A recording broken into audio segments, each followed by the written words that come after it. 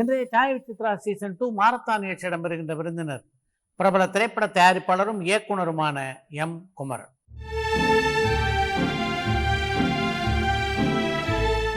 திரைப்பட தயாரிப்பாளரும் இயக்குனருமான எம் குமரன் இசையிலே மிகுந்த நாட்டம் கொண்டார்.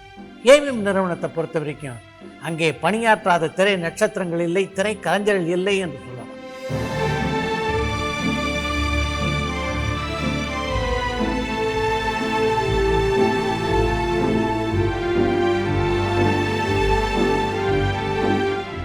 இந்திய சினிமாவின் முன்னணி இசையமைப்பாளர்களான சுதர்சனம், திரை இசை திலகம் கே.பி. மகாதேவன், மெல்லிசை மன்னர்கள் எம்.எஸ். விஸ்வநாதன், ராமமூர்த்தி, வி. குமார், வேதா, சங்கர் ஜெயகிஷன், லட்சுமிகாந்த் பேர்லால் போன்ற பல இசையமைப்பாளர்களோடு மிக நெருக்கமாக பழகின்ற வாய்ப்பினை பெற்ற எம் குமரன் அந்த இசையமைப்பாளர்களோடு பழகிய அனுபவத்தை பற்றி, எம்ஜிஆர், சிவாஜி ஆகியோர் பாடலிலே எந்த அளவுக்கு கவனம் செலுத்துவார்கள் என்பதை பற்றி, ஒரு பாடல் சரியாக அமையவில்லை என்பதற்காக படப்பிடிப்பை பாதியிலேயே நிறுத்திவிட்டு ஒலிப்பதிவு கூடத்துக்கு வந்த பானுமதியை பற்றியும் பல சுவையான தகவலை இந்த நேர்காணலிலே பகிர்ந்து கொண்டிருக்கிறார்.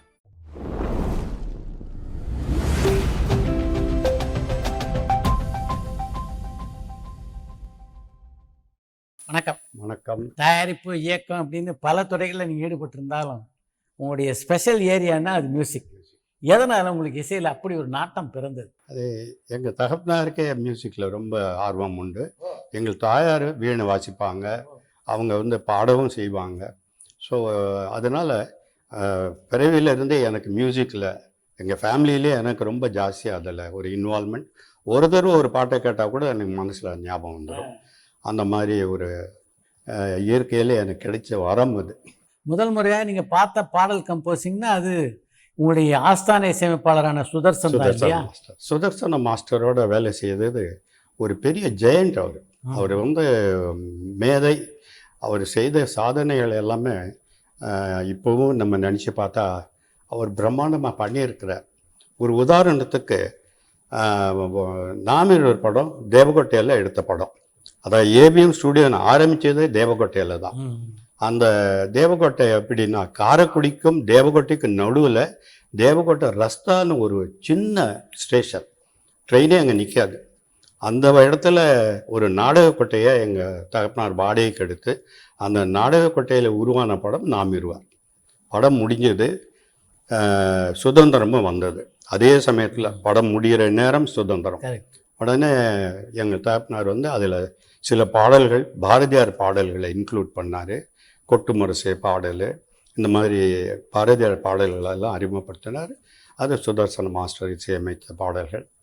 இதில் சுதர்சனத்தை பற்றி மெயினாக பெரிய விஷயம் சொல்ல வேண்டியது என்னன்னா, படம் முடிஞ்ச உடனே தான் ஃபாதர் ஏவிஎம் ப்ரொடக்ஷன்ஸுன்றது ஒரு மோனோகிராம் வேணும்பா. வெறும்னே எழுத்தில் ஏவிஎம் ப்ரொடக்ஷன் போட்டு ஆரம்பிக்க முடியாது, அதுக்கு ஒரு மோனோகிராம் வேணும். அதை என்ன பண்ணலான்னு பேச போகும்போது அப்போ ஜிஹெச் ராவ்னு ஒரு டிசைனர் இருந்தார். அவரை சென்னையிலேருந்து வர சொல்லி என்ன பண்ணலாம்ப்பா அப்படின்னா அவர் சொன்னார், சார் நான் ஒரு 2-3 டிசைன் போட்டு காமிக்கிறேன், நீங்கள் பார்த்து அப்ரூவ் பண்ணதுக்கப்புறம் அதை ரெடி பண்ணிக்கலாம். அவர் ஒரு 2 நாளில் 2-3 டிசைன் போட்டு காமிச்சார். அந்த டிசைன் தான் இப்போ இருக்கிற ஏவிஎம். அந்த ஏவிஎம்ன்ற 3 எழுத்தை அப்படி போட்டு காமிச்சார். எங்கள் ஃபாதர் இது ஓகேப்பா, இதே தான் பெஸ்ட் அப்படின்னு ஓகே பண்ணார். அதை ஷூட் பண்ணி பார்த்தா ரொம்ப கிராண்டாக இருந்தது. இப்போ சுதர்சன மாஸ்டரை கூப்பிட்டாரு. அப்போ இது மியூசிக் அது வேணும், இதுக்கு எப்போவுமே மோனோகிராமுக்கு ஒரு மியூசிக் வேணும், அது ஒரு சிக்னேச்சர் டியூன் அப்படின்னு. உடனே அவர் வந்தார். சார் ஜெமினிக்கு போட்டிருக்காங்க பாருங்கள், டட டட டடட தர அப்படி வருது. அந்த மாதிரி ட்ரம்பட்டு வாத்தியங்கள்லாம் வச்சு நான் கிராண்டாக பண்ணுறேன்னு.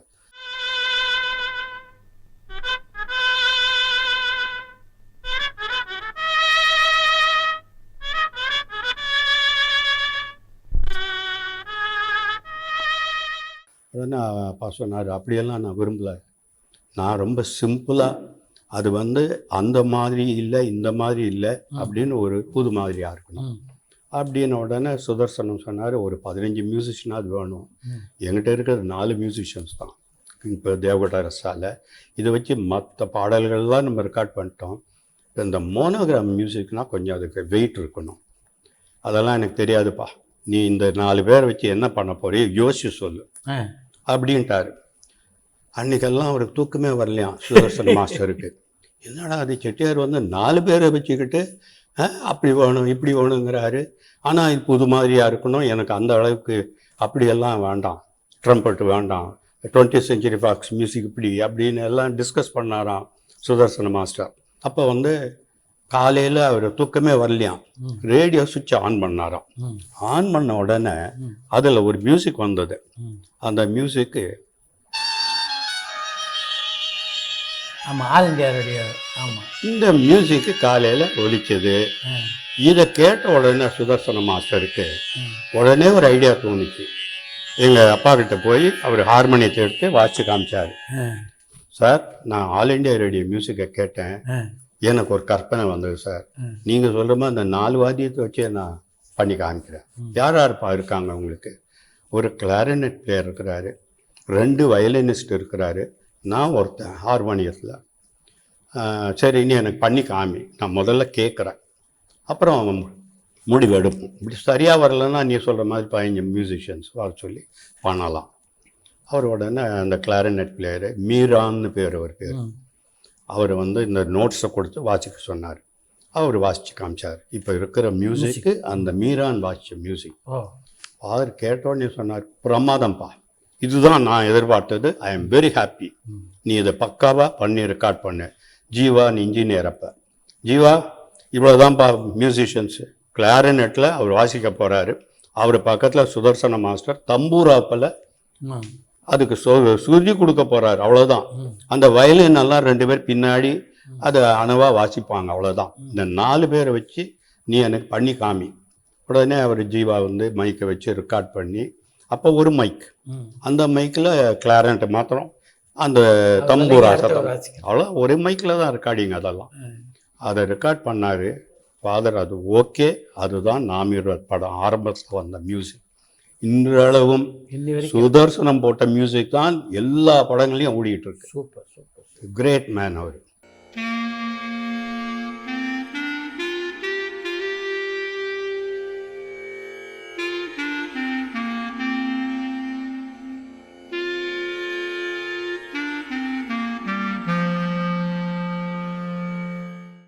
அவர் ரொம்ப அமைதியானவர், ஆனால் அவர் செயலில் செஞ்சதெல்லாம் பிரம்மாண்டம். அவர் இசையமைத்த பாடல்கள் உங்களுக்கு ரொம்ப பிடிச்சதுன்னு எதை சொல்லுங்கள்? அவர் இசையமைத்த பாடல்களில் ரொம்ப பிடிச்சதுன்னு சொல்லணும்னா, புத்தியுள்ள மனிதன் எல்லாம் வெற்றி பெறதில்லை, வெற்றி பெற்ற மனிதர் எல்லாம் புத்திசாலியும் இல்லை. இந்த பாடல் சந்திரபாபு வச்சு அவர் ரெக்கார்ட் பண்ணார் அன்னைன்ற படத்துக்கு. சந்திரபாபு ஒரு கிரேட் ஆர்டிஸ்ட், அவர் வெர்சடைல் டேலண்டட் பர்சன், நடிக்கவும் செய்வார், பாடவும் செய்வார், இசையும் அமைத்து இருக்கிறாரு. அவருடைய திறமையே வேற. அவர் மாதிரி நடிக்க இன்னைக்கு இந்தியாவிலேயே நடிகர் இல்லைன்னு சொல்லலாம். உண்மை. அவரை வச்சு இந்த பாட்டை போட்டால் அவர் வந்து ஏகப்பட்ட டிஸ்கஷன் சுதர்சன் மாஸ்டர்கிட்ட, இப்படி வரலாமே அப்படி வரலாமே, ஐயா நான் போட்ட டியூனை நீ இப்படியே பாடு, பிரமாதமாக இருக்கும் அப்படின்னு சுதர்சன மாஸ்டர் அவர் கமாண்ட் பண்ணி வாங்கிக்கிட்டார். ஏன்னா அவர் சீனியர் ஆச்சு சுதர்சன மாஸ்டர். சரி மாஸ்டர், நீங்கள் சொல்கிறதுக்காக நான் அப்படியே பாடிடுறேன், ஆனால் இதை விட நான் இன்னும் பெட்டராக பாடுவேன், நீ பெட்டராகவும் பாடுவேன், எனக்கு தெரியும்பா அவங்ககிட்ட திறமை இருக்குது அப்படின்னு சொல்லி வேலை வாங்கி அந்த பாட்டு அந்த படத்தில் பெரிய ஹிட். அந்த படத்தினுடைய ஓட்டத்துக்கு பெரிய அளவுக்கு உதவி பண்ணிச்சு அந்த பாட்டு. புத்தியுள்ள மனிதன் எல்லாம் வெற்றி காண்பதில்லை, வெற்றி பெற்ற மனிதன் எல்லாம் புத்திசாலி இல்லை. அந்த மாதிரி சுதர்சன மாஸ்டர் அவருடைய பாடலில் இன்னொரு ஒரு பாட்டு, ஒரு கான்ட்ரவர்சி. அந்த பானுமதிக்கு வந்து குழந்தை இல்லை, மலடின்னு சொல்லிட்டாரு டாக்டர். அந்த கேரக்டர் அன்னையில் அவருடைய தங்கச்சி சௌகார் ஜானகி, அந்த அம்மா ரொம்ப ஏழ்மை, ரொம்ப கஷ்டத்தில் இருக்காங்க. அவங்களுக்கு ஒரு குழந்தை பிறந்திருக்கு. அந்த குழந்தைய அவங்க தத்தெடுத்துக்கிறாங்க. எடுத்துக்கிட்டு நீ அந்த குழந்தைய பார்க்கவே கூடாது, உனக்கு நான் பணம் கொடுத்துட்றேன், ஆனால் நீ அந்த குழந்தைய பார்க்க எந்த காரணத்து கொண்டும் வரக்கூடாது, அது உன் குழந்தைன்னு கொண்டாடக்கூடாது. இப்படி அந்த கதை அமைப்பு. இந்த சமயத்தில் சௌகார் ஜானகியோட கணவன் இறந்து போயிடுறார். அந்த பையனை கூட்டிக்கிட்டு பானுமதி அம்மா வந்து ராமேஸ்வரம் போகிறாங்க. அந்த இறந்து போன தகப்பனாருக்கு திதி கொடுப்பதற்காக. அவனுக்கு ஒன்றும் புரியலை. எதுக்குமா என்னை கூட்டிகிட்டு போகிறீங்க, நான் சொல்கிறது கேளு, நீ என்னோட ட்ரெயினில் ஏறுற வர, நான் சொல்கிறதெல்லாம் நீ செய்யணும் அப்படின்னு ஃபோர்ஸ் பண்ணி கூட்டிகிட்டு போயிடுறாங்க. அப்போ போகும்போது அவங்க மனசாட்சிக்கு பாட்டு, அது வந்து அன்னை என்பவள் நீதானா, அவளும் உனக்கு மகன்தானா, மற்றொரு பிள்ளையை பெறுவாயா, உற்றவன் கையில் கொடுப்பாயா. இந்த பாட்டு ரெக்கார்டிங்க்கு அவங்க பானுமதி அம்மா கம்போசிங்ல இருந்து கூட இருந்தாங்க. அவங்களுக்கு எப்பவுமே எல்லாத்துலேயும் இன்வால்மெண்ட். அவங்க சிறந்த நடிகை, சிறந்த பாடகி, சிறந்த டைரக்டர், எல்லாம் வெர்சடைல் டேலண்டட் ஆர்டிஸ்ட். அவங்க வந்து கம்போசிங்கில் உட்காந்துட்டாங்க. கண்ணதாசன் பாட்டு எழுதுகிறாரு, இவர் சுதர்சன மாஸ்டர் கம்போஸ் பண்ணுறாரு. அங்கேயும் அவங்க சஜஷன், இப்படி வரலாம் அப்படி வரலாம், இந்த சுடி இப்படி மாற்றுங்க எல்லாம் அவங்க எல்லாம் சொல்லுவாங்க. ஆனால் இவர் செய்கிறதே செய்வார், வேலையை வாங்கிடுவார். எல்லாம் ரெக்கார்டிங் முடிஞ்சதுங்க. ஷூட்டிங் வந்து பேக் ப்ரொஜெக்ஷன் தேட்டர், ஒரு ரயில்வே கம்பார்ட்மெண்ட் போட்டு பின்னாடி வந்து பேக் ப்ரொஜெக்ஷனில் ட்ரெயின் ஓடுற மாதிரி ஓடிக்கிட்டு இருக்கும். இவங்க இந்த அம்மா உட்காந்துட்டு அந்த பையனை பார்த்து அவன் தூங்கிடுவான். இவன் கண்ணீர் வந்துடும் இந்த அம்மாவுக்கு. அப்போ வந்து மனசாட்சி பாடுறது, அன்னை என்பவள் நீ தானா. இந்த பாட்டு வந்து ப்ளேபேக்கில் ஓடிக்கிட்டு இருப்போம், திடீர்னு நிறுத்திட்டாங்க. நிறுத்துங்க, நான் பாடினதை மாற்றிக்கிட்டீங்க நீங்கள், உடனே சுதர்சன மாஸ்டர் வர சொல்லுங்கள். அவர் உடனே அலேறி படிச்சுக்கிட்டு ரெக்கார்டிங் தேட்டர்லேருந்து ஓடி வந்தார். என்னம்மா எல்லாம் தெலுங்குலே தான் பேசுவாங்க அவங்க, அவரும் தெலுங்கு பேசுவார். என்னம்மா ஆச்சு? இல்லை மாஸ்டர், நான் பாடின ஸ்வரத்தில் நான் வந்து சின்னரி இது மாற்றி பாடியிருக்கேன், நீங்கள் வந்து மாற்றிட்டீங்க அதை. அம்மா நான் எதுவும் மாற்றலம்மா, நீங்கள் பாடினதே தான் இன்னொரு டேக்கில் இருந்து இதை கட் பண்ணி போட்டிருக்கேன். ஏன்னா அங்கே கொஞ்சம் சுதி பிறண்ட மாதிரி இருக்குது, அதனால நான் அதை மாற்றி போட்டிருக்கேன். அப்படியா? இல்லை நான் நம்ப மாட்டேன், எனக்கு அதை போட்டு காமிங்க அப்படின்னு சொல்லி ரெக்கார்டிங் தேட்டருக்கு நேரம் அங்கேருந்து ரெக்கார்டிங் தேட்டருக்கு போனாங்க. எல்லாம் பக்கத்தில் தான் நாங்கள். சம்பத் உடனே அதை டேப் எடுத்து போட்டார். அது டேப்பில் ரெக்கார்ட் ஆகிருக்கு. போட்ட உடனே அவங்க கேட்டாங்க, அந்த டேக்கையும் போடுங்க, இந்த டேக்கையும் போடுங்க. ஒரு 15-20 நிமிஷம் இந்த வேலை நடந்தது. கேட்டு முடிச்சதுக்கப்புறம், மாஸ்டர் கரெக்டாக பண்ணியிருக்கீங்க, நான் பண்ண தப்பை நீங்கள் கரெக்ட் பண்ணியிருக்கீங்க அப்படின்னு சொல்லி அவரை அப்ரிஷியேட் பண்ணிட்டு நேராக செட்டுக்கு போய் ஆக்ட் பண்ணியிருக்காங்க. இந்த மாதிரி பானுமதியே சுதர்சன மாஸ்டர்கிட்ட சரண்டர் ஆனவங்க. அன்னை என்பவள் நீதானா, அவனும் உனக்கு மகன்தானா. ஆனால் ஒரு திறமை உள்ள மியூசிக் டைரக்டர். அவர் நல்ல மனிதர், எது சொன்னாலும் தவறாக எடுத்துக்க மாட்டார். சில வேடிக்கைகளும் நடந்திருக்கு. அந்த மாதிரி ஹிந்தி பாட்டு தான் போடணும்னு அவர், நான் அதெல்லாம் வேண்டாம், நீங்கள் சொந்தமாக தான் போடணுன்னு அப்படியெல்லாம் பண்ணியிருக்கோம். அப்புறம் நானும் ஒரு பெண்ணில் கண்ணா கருமை நேர கண்ணா, அந்த பாட்டுக்கு உட்காந்துட்டு போகும்போது அவர் 2-3 டியூன் போட்டு காமிச்சார்.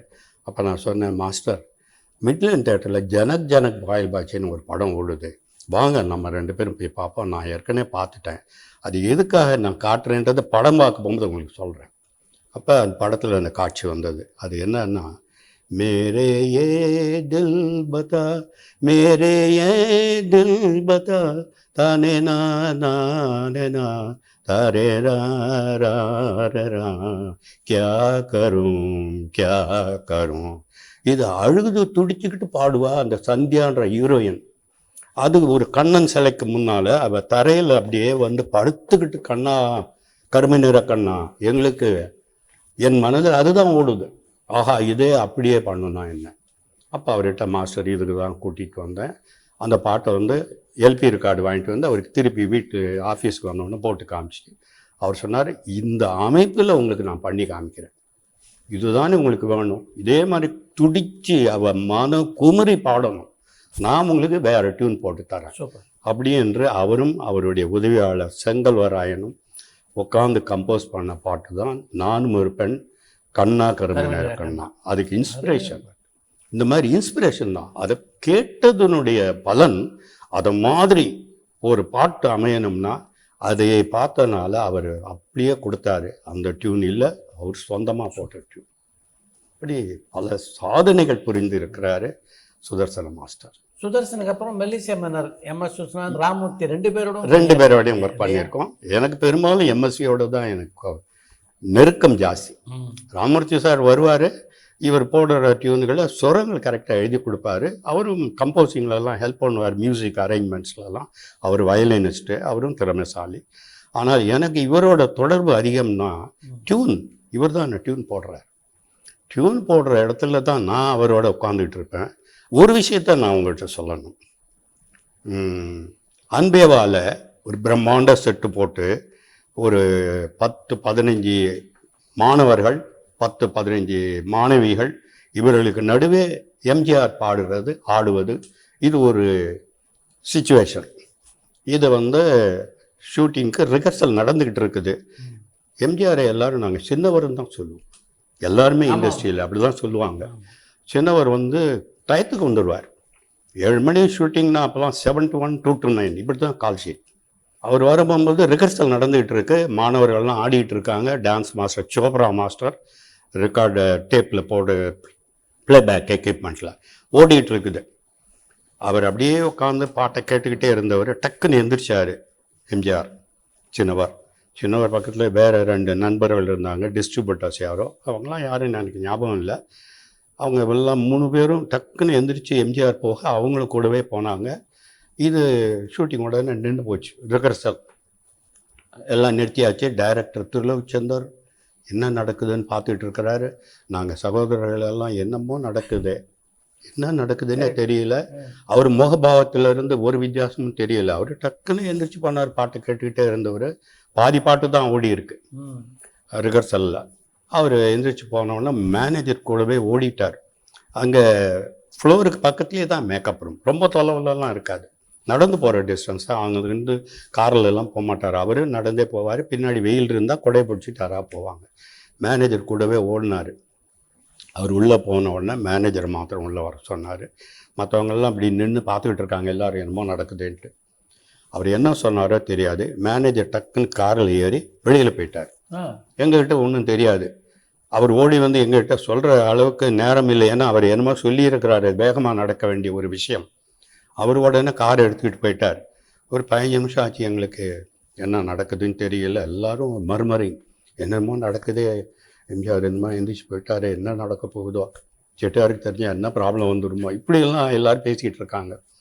அங்கேருந்து சின்ன ப்ரொடக்ஷன் மேனேஜர் எம்எஸ் விஸ்வநாதன், வாலி, ஆரூர் தாஸ் மூவரையும் கூட்டிகிட்டு வந்துட்டார். அப்போல்லாம் டிராஃபிக் கிடையாது. இங்கேருந்து வாயினி ஸ்டுடியோ பக்கத்தில். டக்குன்னு அங்கே போனால் அங்கே 2 பேர் இருந்தாங்க. அங்கேருந்து ஃபோன் பண்ணி ஆரூர் தாஸுக்கு சொன்னார். ஆரூர் தாஸ் காரை எடுத்துகிட்டு வந்துட்டார். எல்லாம் 3 பேர் வந்தாங்க. நேராக அந்த 3 பேரும் எம்ஜிஆர் ரூமுக்கு போயிட்டாங்க, மேக்கப் ரூமுக்கு. எங்களை பார்க்க வரல, ஏன்னா அவர் கூப்பிட்டு விட்டுருக்கிறாரு, என்னமோ நடக்குது. அங்கே போன உடனே என்ன டிஸ்கஷன் நடந்ததோ ஒரு 15 நிமிஷம் அங்கே டிஸ்கஷன்லாம் முடிஞ்சது. அங்கேருந்து சிரித்து கொண்டே எம்ஜிஆர் வராரு. இவங்க 3 பேரும் பின்னாடி அப்படியே கை கட்டிக்கிட்டே வராங்க. ஒன்றுமே நடக்கல. உக்காந்தாரு. போடுங்க ரிஹர்சலை அப்படி சொல்லிட்டாரு. அவர் பாட்டையும் முடிச்சிட்டாரு. ஷூட்டிங்கும் முடிஞ்சது, எல்லாம் முடிஞ்சது. எங்களுக்கு என்னமோ நடந்திருக்கே சஸ்பென்ஸ். அப்புறம் ஆரூர் தாஸ் தனியாக சொல்கிறார், சார் இது விஷயம் யாருக்கும் தெரிய வேண்டாம். அந்த ஏ நாடோடி போக வேண்டும் ஓடோடி, இந்த வாயாடி போக வேண்டும் ஓடோடி, அப்படி வருது பாட்டு. அவருக்கு அந்த பல்லவியில் டவுட் வந்துடுச்சு. என்னத்துக்கு என்ன பார்த்து அவங்க ஓட வேண்டும் ஓடோடி போக வேண்டும்லாம் பாடுறாங்க, இது என்ன சரியா இல்லையே அப்படின்னு அவர் கேட்டிருக்கிறாரு. இல்லைங்க சிச்சுவேஷன் இதுதான்னு எக்ஸ்பிளைன் பண்ணி ஆரூர் தாஸ், அப்படி நீங்கள் சந்தேகப்படும்படி இல்லைங்க, இது ஆரம்பத்தில் அப்படி இருக்கும், இதுக்கு பதிலடி நீங்கள் கொடுக்க போகிறீங்க பாட்டில், அங்கே தான் உங்களுடைய இது இருக்குது.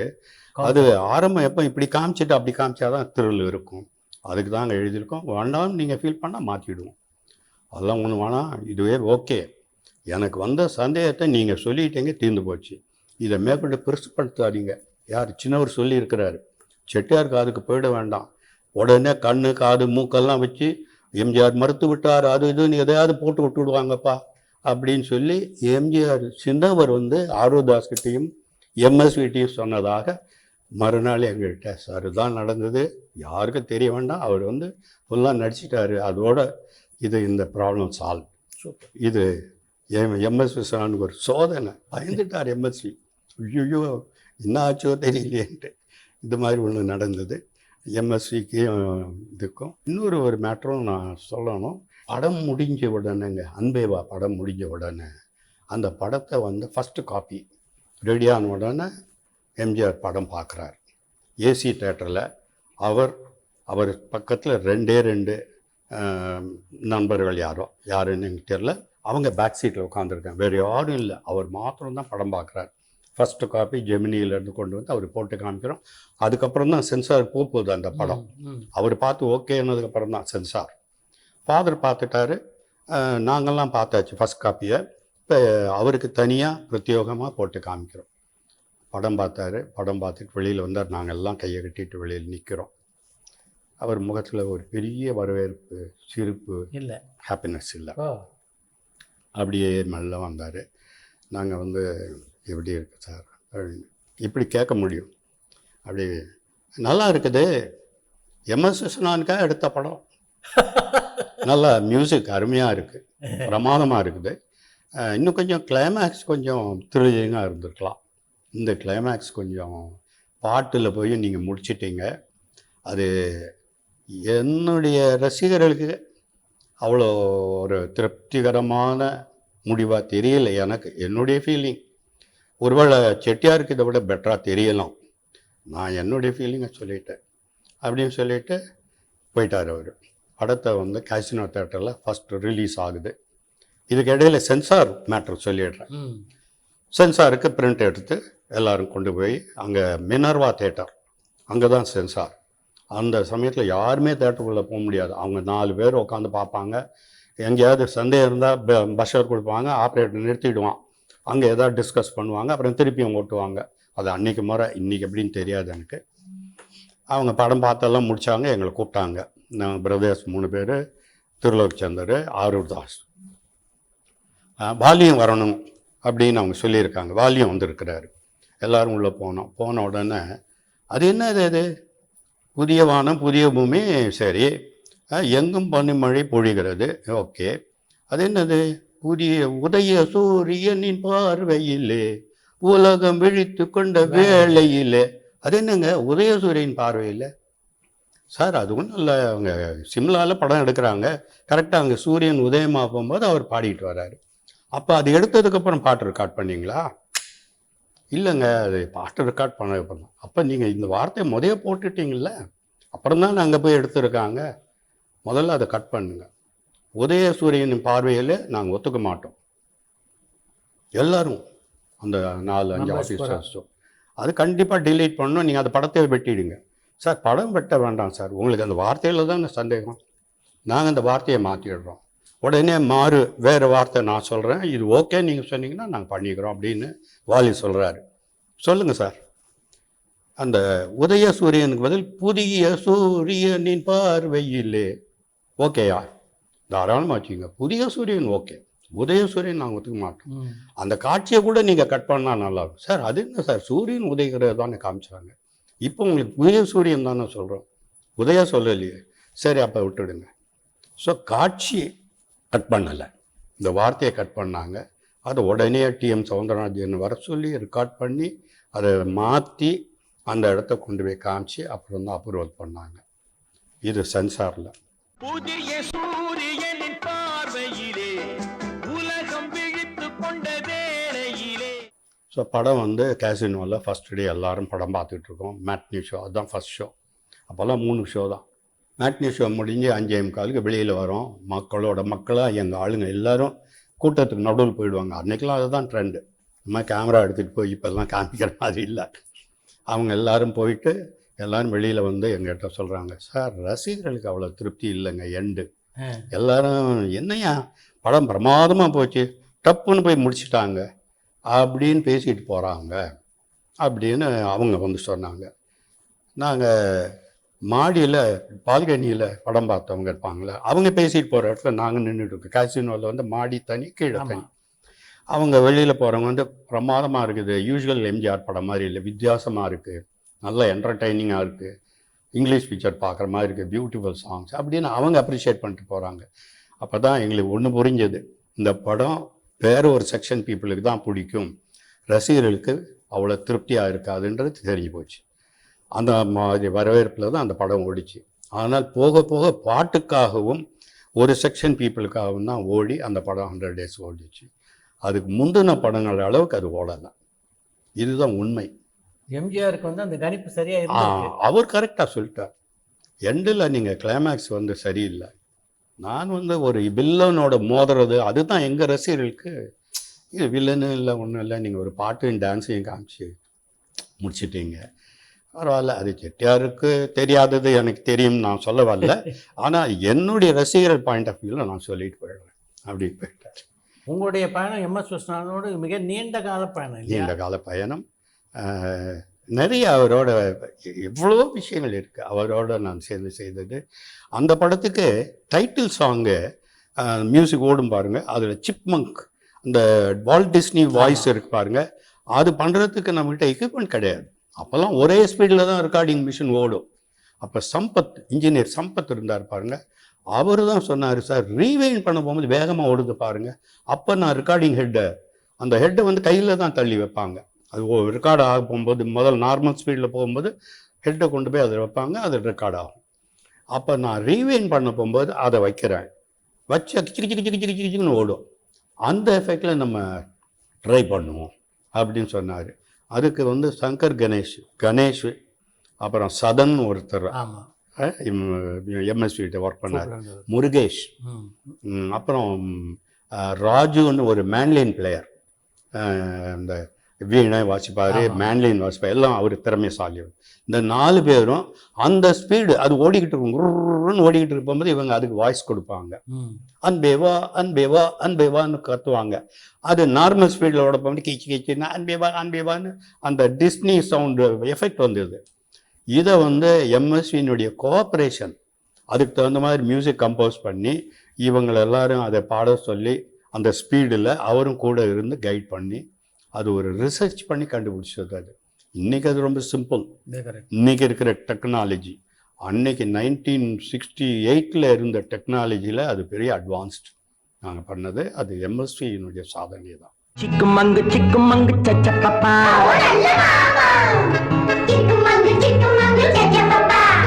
எம்.எஸ். விஸ்வநாதன், ராமமூர்த்தி 2 பேரோடும் தனித்தனியாக நீங்கள் பணியாற்றிருக்கீங்க இல்லையா? இல்லை, ராமமூர்த்தி வந்து எம்எஸ்வியோட ஒர்க் பண்ணுறது தான். எனக்கு வந்து எம்எஸ்வி கிட்ட இருந்த திறமை தான் எனக்கு ரொம்ப பிடிச்சது. ராமமூர்த்தி வந்து அரேஞ்ச்மெண்ட்ஸ், அவர் உட்காந்து எல்லாம் அரேஞ்ச் பண்ணி வயலின் ஹார்மனைஸ் பண்ணுறது, அப்புறம் ஃப்ளூட்டு எங்கே வாசிக்கணும், எப்படி பண்ணணும், அதெல்லாம் அவர் பண்ணுவார். அவர் திறமைசாலி, அது இல்லைன்னு நம்ம மறுக்க முடியாது. பட் எம்எஸ்வி தான் மியூசிக் கம்போசிங், அந்த மெலடி கிங். அவர் ரியலி அவர் மெலடி கிங். அவரை பற்றி சொல்லணும்னா எங்கள் படம் இல்லை, வெளிப்படம் கூட யாரை நம்பி நான் பிறந்தேன், போங்கடா போங்க என் காலம் ஒரு நாள் வெல்லுமே, வாங்கடா வாங்க. இதை வந்து கவிஞர் வந்து பாட்டாக எழுதி கொடுத்தா இதை இன்னொருத்தர் எப்படி பண்ணுவார்? யாரை நம்பி பிறந்தேன்னா வாங்கடா வாங்க போங்கடா போங்க ஏதோ சாதாரணமாக பண்ணுவாங்க. இவர் அந்த வார்த்தைக்கு தகுந்த மாதிரி என்ன அந்த வார்த்தையில் இருக்குது, அந்த வார்த்தைக்கு எந்த அளவுக்கு ஃபோர்ஸ் இருக்கணும். அதே மாதிரி நிலவே என்னிடம் நெருங்காதே, அந்த பாட்டுக்கு எப்படி டியூன் பண்ணணும், அந்த பாட்டுக்கு அது மாதிரி பண்ணாரு.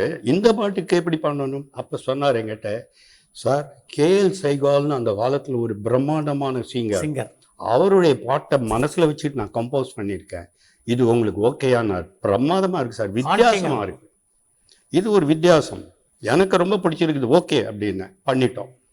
என்ன ஆச்சு, அங்கே ஒரு அசிஸ்டன்ட் டைரக்டர் நாகேஸ்வரான்னு ஒருத்தர், அவர் தமிழுக்கும் தெலுங்குக்கும் ஒர்க் பண்ணுறாரு, இது தெலுங்குலையும் எடுக்கிறோம், என்டி ராமாராவ் வச்சு.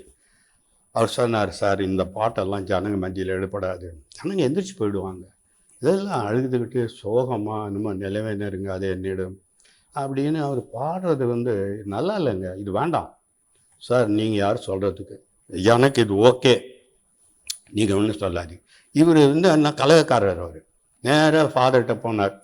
அங்கே போய், சார் ஒரு பாட்டு ரெக்கார்ட் பண்ணியிருக்காங்க, நீங்கள் கேளுங்க, இதெல்லாம் ஒன்றும் ஜனங்களுக்கு மத்தியில் எடுபடாது, எந்திரிச்சு போயிடுவாங்க, சிகரெட் குடிக்கிறவன் அங்கே எங்களா பாட்டு இந்த மாதிரி வருதுன்னு பார்த்து எந்திரிச்சு போயிடுவான் அப்படின்னாரு. எங்கள் ஃபாதர் என்னை கூப்பிட்டாரு, என்னப்பா அவர் நாகேஸ்வரர் அப்படி சொல்கிறாரு, சரி அவர் சொல்கிறது கரெக்டாக இருந்தால் நம்ம தேட்டரில் ஆடியன்ஸோட ஜட்ஜ் பண்ணுவோம். வெலிங்டன் தேட்டரில் படம் ரிலீஸ், நான் மேட்னி ஷோ பார்த்தேன், ஈவினிங் ஷோ பார்த்தேன், நைட் ஷோ, 3 ஷோவும் பார்த்துட்டு ஃபாதர்கிட்ட மறுநாள் பேசினேன். ஒரு 4 பேர் எழுந்திரிச்சு போகிறாங்க,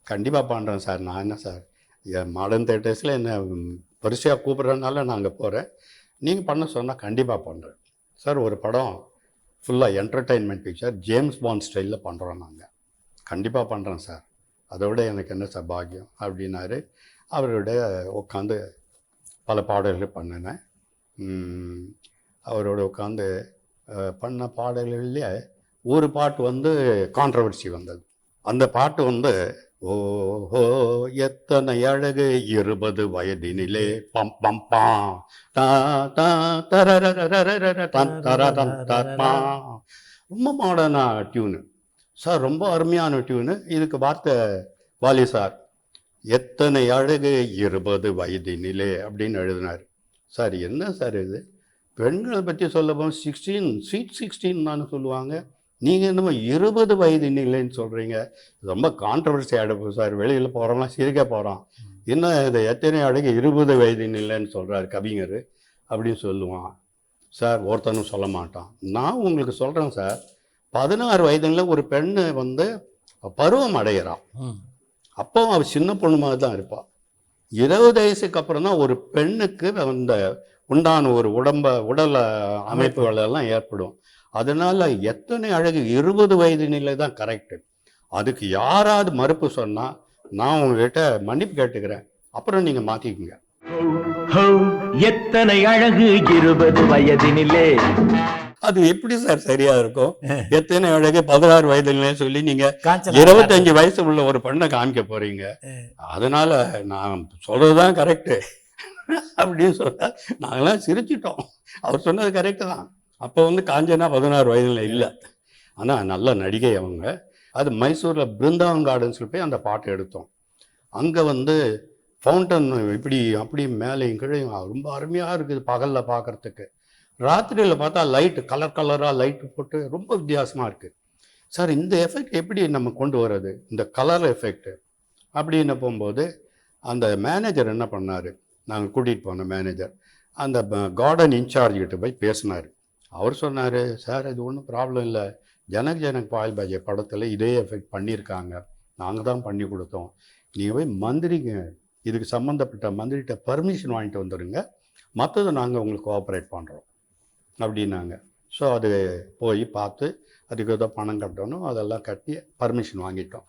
இப்போ அவங்க என்ன பண்ணுறாங்க, அது எங்கேருந்து அந்த பம்ப் பண்ணுதோ அந்த இடத்துல இந்த கலரை கரைச்சி அதில் விட்டுட்டா அந்த ஃபவுண்டன் வெள்ளையாக வந்துட்டு இருக்க ஃபவுண்டன் அப்படியே கலராக மாறுது. இது அந்த படத்தில் நாங்கள் ட்ரை பண்ணோம். போய் காஞ்சனாவும் ரவிச்சந்திரனும் பாட்டுக்கு முன்னாடி போய் இப்படி கையை காமிப்பாங்க, வெள்ளையாக ஓடிட்டு இருக்க தண்ணி கலராக மாறும். இப்படியெல்லாம் பண்ணியிருந்தோம். அதில் ஒரு கேன் சாங் கூட. ஆமாங்க. அது வந்து நான் இப்போ வந்து பாரிஸில் மூலா ரோஜுன்னு ஒன்று இருக்குது. அது ஒரு பெரிய ஸ்டேஜ் ஷோ. ஒரு 100-150 பொண்ணுங்களும் ஆணுங்களும் வந்து நமக்கு முன்னாடி வந்து டான்ஸ் ஆடுவாங்க.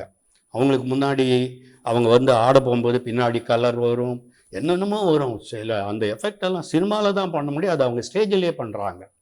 அவ்வளோ பிரம்மாண்டமான காட்சியை பார்த்தோம் நாங்கள். இது மாதிரி நம்ம ஓரளவுக்கு அது அப்படியே செய்ய முடியாது, முடிஞ்ச அளவுக்கு நம்ம செய்வோமே அப்படின்னு நினச்சி அங்கே எல்லாம் ஆல்பம்லாம் விற்கிறாங்க. கலர் ஆல்பம்லாம் அந்த மூலா ரோஜன் போட்டு அந்த ஆல்பத்தை விலைக்கு வாங்கினேன்.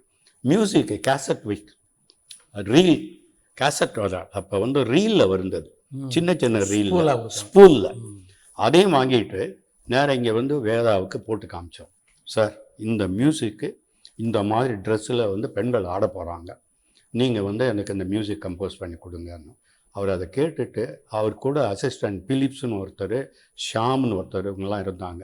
அவங்க எல்லாரும் அதை கேட்டுட்டு அதை நோட்ஸ் போட்டுட்டு எழுதி அதை அப்படியே வாசித்து அதை ஆர்ட் டைரக்டர் சேகர் அவர் கீழே இருந்து வர்றது மேலே இருந்து வர்றது அந்த எஃபெக்ட் எல்லாம் பண்ணார். பொண்ணுங்கள் ஆடிக்கிட்டே மேலே வருவாங்க. ஆமாம், அங்கேருந்து மேலே ஆடிக்கிட்டே கீழே இறங்குவாங்க. இந்த எஃபெக்ட் எல்லாம் அவர் வந்து ரியலாக பண்ணதெல்லாம் இதில் பண்ணல, கிராஃபிக்ஸில் பண்ணல, அதெல்லாம் ரியல். அது ஒரு 3 நிமிஷம் பிக்சரைஸ் பண்ணிவிட்டு படத்தில் ஜாயின் பண்ணிட்டு ஃபாதர் படம் பார்த்தாரு, ஃபஸ்ட்டு காப்பி. சார் எல்லாம் நல்லா இருக்குது, இந்த ஏன்பா இதை 3 நிமிஷத்தில் முடிச்சிட்டிங்க, இன்னும் ஒரு 3 நிமிஷம் இருக்கலாம், 6 நிமிஷம் இருக்கலாம், இது உங்களுக்கு ஹைலைட் இந்த படத்தில். ஸோ இதை இன்னும் ஒரு 3 நிமிஷம் ஆட் பண்ணுங்கன்ட்டார். படம்லாம் முடிஞ்சதுக்கப்புறம் அப்புறம் திருப்பி திருப்பி recording. மியூசிக் டைரக்டர் வர சொல்லி அவர் வந்து திருப்பி அவங்கள எல்லாரும் அசம்பிள் பண்ணி அந்த மியூசிக்கோட கனெக்ட் பண்ணி திருப்பி அதே எஃபெக்டை பண்ணி திருப்பியும் ஷூட் பண்ணி அவங்கள எல்லாரும் டான்சர்ஸ் வர சொல்லி ட்ரெஸ் எல்லாம் கிழிஞ்சு போயிருந்த எல்லாம் தச்சு ரெடி பண்ணி அதே மாதிரி திருப்பியும் ஆட சொல்லி அது எடுத்து இப்போ 6 நிமிஷம் இருக்குது படத்தில். அது முடிஞ்ச உடனே படத்தில் எல்லாம் ஆடியன்ஸ் ஒன்ஸ் மோர் கேட்டாங்க. அப்போ இதில் ஒரு கான்ட்ரவர்சியும் அங்கே வந்தது. சார் வார்த்தை இல்லாமல் ஒரு பாட்டா இது என்ன சார், வார்த்தைகள் இருக்கணும், வார்த்தை இருந்தால் தான் பாப்புலர் ஆகுனாங்க. இல்லை சார் இது கேன் இப்படி தான் இருக்கும் அப்படின்னு ஆர்கியூ பண்ணி ஒத்துக்கிட்டாங்க அதை வந்து பார்த்த எல்லாருமே. அப்புறம் அது அப்படி தான் இருக்குது இப்போவும் படத்தில். ஆனால் அதோட அந்த படம் வந்து பெரிய வெற்றி பெற்றது. எல்லா பாடல்களுமே அந்த படத்தில் வந்து ஒரு பாட்டு வந்து சின்ன பெண் ஒருத்தி சிரிக்கிறாள் தன்னா தானா, இதெல்லாம் ஆமா பூம்பு மாட்டுக்காரன். அது வந்து சிம் சிம் செரி தன் தன் தன் தா அப்படின்னு ஒரு இங்கிலீஷ் பாட்டு அதை போட்டு காமிச்சு அதிலிருந்து அவர் பூம் பூம் மாட்டுக்காரன் தெருவில் வந்தாண்டி அவர் பண்ணார். ஸோ வேதா வந்து ரொம்ப கோஆப்ரேட்டிவ் மியூசிக் டைரக்டர், ரொம்ப நல்லா பண்ணார். ஆனால் சின்ன வயதிலே அவர் இறந்தது எங்களுக்கு அவரை வச்சு இன்னும் என்னென்னமோ பண்ணணும்னு நினச்சிட்டு இருந்தோம். அவர் அருமையான மியூசிக் டைரக்டர். அவர் அகில இந்திய அளவில் புகழ்பெற்ற இன்னொரு இசையமைப்பாளர் சலீல் சௌத்ரி, அவரோடவும் நீங்கள் பணியாற்றி. ஆமாம், சலீல் சௌத்ரியோட ஒரு ஹிந்தி படம் பண்ணோம். அவர் வந்து ஒரு பாட்டு ரொம்ப நல்லா பண்ணியிருந்தார். அவருடைய மனைவியை பாடினாங்க, அவரோட நான் ஒர்க் பண்ணியிருக்கேன். லக்ஷ்மிகாந்த் பியாரிலால் அவர் வந்து எங்களுக்கு அன்னைக்கு மியூசிக் பண்ணார். இந்த அன்னை படம் வந்து ஹிந்தியில் நிருபா ராய்ன்ற ஒரு நடிகை பானுமதி ரோல ஆக்ட் பண்ணுறாங்க. அந்த காலத்தில் அவங்க பெரிய நடிகை. ஆனால் பானுமதியின் 1% கூட அந்த அம்மாவால் பண்ண முடியல. அந்த படம் ரிலீஸு தியேட்டரில் போய் படம் பார்க்குறோம் பாம்பேயில். படம் பார்த்துட்டு வெளியில் வரோன்னு சொல்கிறான். அந்த படத்துக்கு பேர் லாட்லா. அந்த லாட்லாவை பார்த்துட்டு அவன் வெளியில் வந்து சொல்கிறான் ஒருத்தன், ஏ பிக்சர் லாட்லா நகி ஏ டால்டா ஹைன்ட்டு போயிட்டான். அந்த அளவுக்கு ரொம்ப கேவலமாக போயிடுச்சு. அப்போ தான் தெரிஞ்சது பானுமதி மாதிரி ஒரு நடிகை இந்தியாவிலேயே கிடையாது. உண்மை. அதே மாதிரி சிவாஜி கணேசன் நடித்த உயர்ந்த மனிதனை கேள்விப்பட்டு திலீப் குமார் அந்த படத்தை பார்க்கணும்னு எங்கள் ஆஃபீஸுக்கு அவங்க மேனேஜர் பிஏ ஃபோன் பண்ணி, எங்களுக்கு பம்பாயில் ஆஃபீஸு நியூ சார்னி ரோடில், அங்கே வந்து சின்னான் மேனோன்னு ஒரு அவர் தான் எங்கள் மேனேஜர். அவர் ஃபோன் பண்ணி, உங்கள் படம் ஒன்று ரொம்ப பெரிய ஹிட்டுன்னு கேள்விப்பட்டேன், அந்த படத்தை பார்க்க அவர் விரும்புகிறாரு எங்கள் சீஃப் திலீப் குமார்ஜி அப்படின்னா, அது பிரிண்ட்டை தயார் இங்கேருந்து அனுப்பி, பிரிண்ட்டு தான் அப்போல்லாம் வீடியோ எல்லாம் கிடையாது. அதுன்னா காலம் பிரிண்ட்டு இங்கேருந்து டப்பாவில் அனுப்பி அவர் சின்னான் மேனோன் அங்கே தேட்டரில் அரேஞ்ச் பண்ணி அவருக்கு படம் போட்டு காமிக்கிறார். படம் பார்த்துட்டு, நான் செட்டியாரை பார்க்க விரும்புகிறேன், செட்டியாரோட நேரில் பேசணும், நான் இதை நடிக்க விரும்புகிறேன்னு சொல்லுங்கள். அவர் ஃபோன் பண்ணார். ஸோ ஃபாதர், நான் என்னுடைய எல்டர் பிரதர் முருகன் 3 பேரும் போகிறோம். அவர் எங்களை கதை கேட்குறதுக்கு டாஜ் ஹோட்டல் அது, அங்கே தங்கி இருக்கிறோம். திலீப் குமார் அங்கேருந்து எங்களை பார்க்கறதுக்காக வந்து ரூமுக்கு வரார். வந்துட்டு, நான் படம் பார்த்தேன், எனக்கு ரொம்ப பிடிச்சிருக்கு, இன்னொரு முறையும் நான் பார்க்கணும். நான் இப்போ அவர் பெரிய கிரியேட்டர், அவரே கதை வச்சனம் எழுதுவார், பாடல் எழுதுவார், நடிப்பார், எல்லா திறமையும் உண்டு. அகில இந்தியாவில் முதல் சூப்பர் ஸ்டார் அவர் தான். அவர் வந்து இன்னொரு முறை நான் அந்த படத்தை பார்க்க விரும்புகிறேன் அப்படின்னு சொன்னார். ஸோ திருப்பியும் நாங்கள் பிரிண்ட் அனுப்பணும். எங்கே அனுப்பலாம்? நான் வந்து குலு மணாலியில் ஷூட்டிங்கில் இருக்கேன், அங்கே அனுப்புங்க, உங்கள் மேனேஜர் மாத்திரம் வந்தால் போதும். முதல் தடவை யாரோ ஒருத்தர் டிரான்ஸ்லேட் பண்ணாங்க, அவரே அனுப்பிடுங்க. நாராயணதாசன் ஒருத்தர் அனுப்பணும் பாம்பேக்கு, இவர் முதல் தடவை பார்க்க போகும்போது. அந்த நாராயணதாசன்றவர் எங்கள் கூட வந்து டிரான்ஸ்லேட்டர், தமிழை தெலுங்கு டிரான்ஸ்லேட் பண்ணுவார், ஹிந்திக்கு டிரான்ஸ்லேட் பண்ணுவார். Is a versatile talented person. அவர் குலு மணாலிக்கு போய் பிரிண்ட் எடுத்துகிட்டு போய் அங்கே ஒரு தியேட்டரில் ஷோவெல்லாம் கேன்சல் பண்ணி 3 ஷோவையும் கேன்சல் பண்ணி அந்த தேட்டரில் இவருக்காக ரெடி பண்ணி வச்சுருக்கோம். அவர் வந்தார், படத்தை பார்த்தாரு, திருப்பியும் டிஸ்கஸ் பண்ணார் நாராயணதாஸோட. பண்ணிவிட்டு இதுக்கு யார் டைரக்ட் பண்ண போகிறாங்க, அந்த டைரக்டர் இப்போ அவைலபிள் இல்லை, கிருஷ்ணன் பஞ்சு, அவர் எம்ஜிஆருக்கு ஒரு படம் பண்ணிகிட்ருக்கிறாரு, அதனால் அவர் அவைலபிள் இல்லை, நாங்கள் வேறு டைரக்டரை தான் செட் பண்ணுறோம், இன்னும் அரேஞ்ச் பண்ணலை, நீங்கள் விரும்புனீங்கன்னா நாங்கள் ரெடி பண்ணிட்டு சொல்கிறோம். சொல்லுங்கள் நீங்கள், நான் அந்த டைரக்டர் வந்த உடனே திருப்பி வந்து டிஸ்கஸ் பண்ணுறேன், மெட்ராஸ்க்கே வரேன்ட்டார். அதுக்குள்ளே ஃபாதர் வந்து கே பாலச்சந்தரோடு பேசினாங்க. கே பாலச்சந்தர் நான் பண்ணுறேன், ஆனால் கிருஷ்ணன் பஞ்சு சார் ஓகேன்னு சொன்னால் தான் நான் பண்ணுவேன். அவர் பண்ண படம், அவருடைய கன்சன்ட் வேணும் அப்படின்னு. கிருஷ்ணன் பஞ்சு தாராளமாக அவர் பண்ணட்டும், எனக்கு ரொம்ப ஹாப்பி அவர் பண்ணுறதில்ல. ஏன்னா எனக்கும் இப்போ வேறு படம் கமிட்மெண்ட்டு, எம்ஜிஆர் படம் பண்ணிகிட்ருக்கனால நான் பட முடியாது. பாலச்சந்தர் ஓகேன்ட்டார். இப்போ 3வது முறையாக திலீப்குமார் மெட்ராஸ்க்கே வந்து அதை மாடியில் டீலக்ஸ் தேட்டர்னு ஒன்று இருக்குது. அது ஃபாதருக்கு எக்ஸ்க்ளூசிவ் தேட்டர், 10 பேர் தான் உட்காந்து படம் பார்க்கலாம். அந்த தேட்டரில் வந்து திலீப்குமார், பாலச்சந்தர், ஃபாதர், நான், எங்கள் சகோதரர்கள் எல்லோரும் உட்காந்துருக்கோம். படம் பார்த்தாரு. அங்கேயே டிஸ்கஸ் பண்ண ஆரம்பிச்சிட்டார்.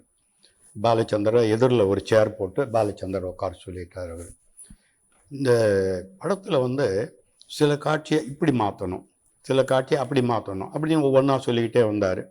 ஃபாதர் எங்களை பார்த்தாரு, இதெல்லாம் சரிப்பட்டு வராது. இன்னும் ஃபாதர் மைண்டில் அப்போவே எண்ணம் வந்துடுச்சு.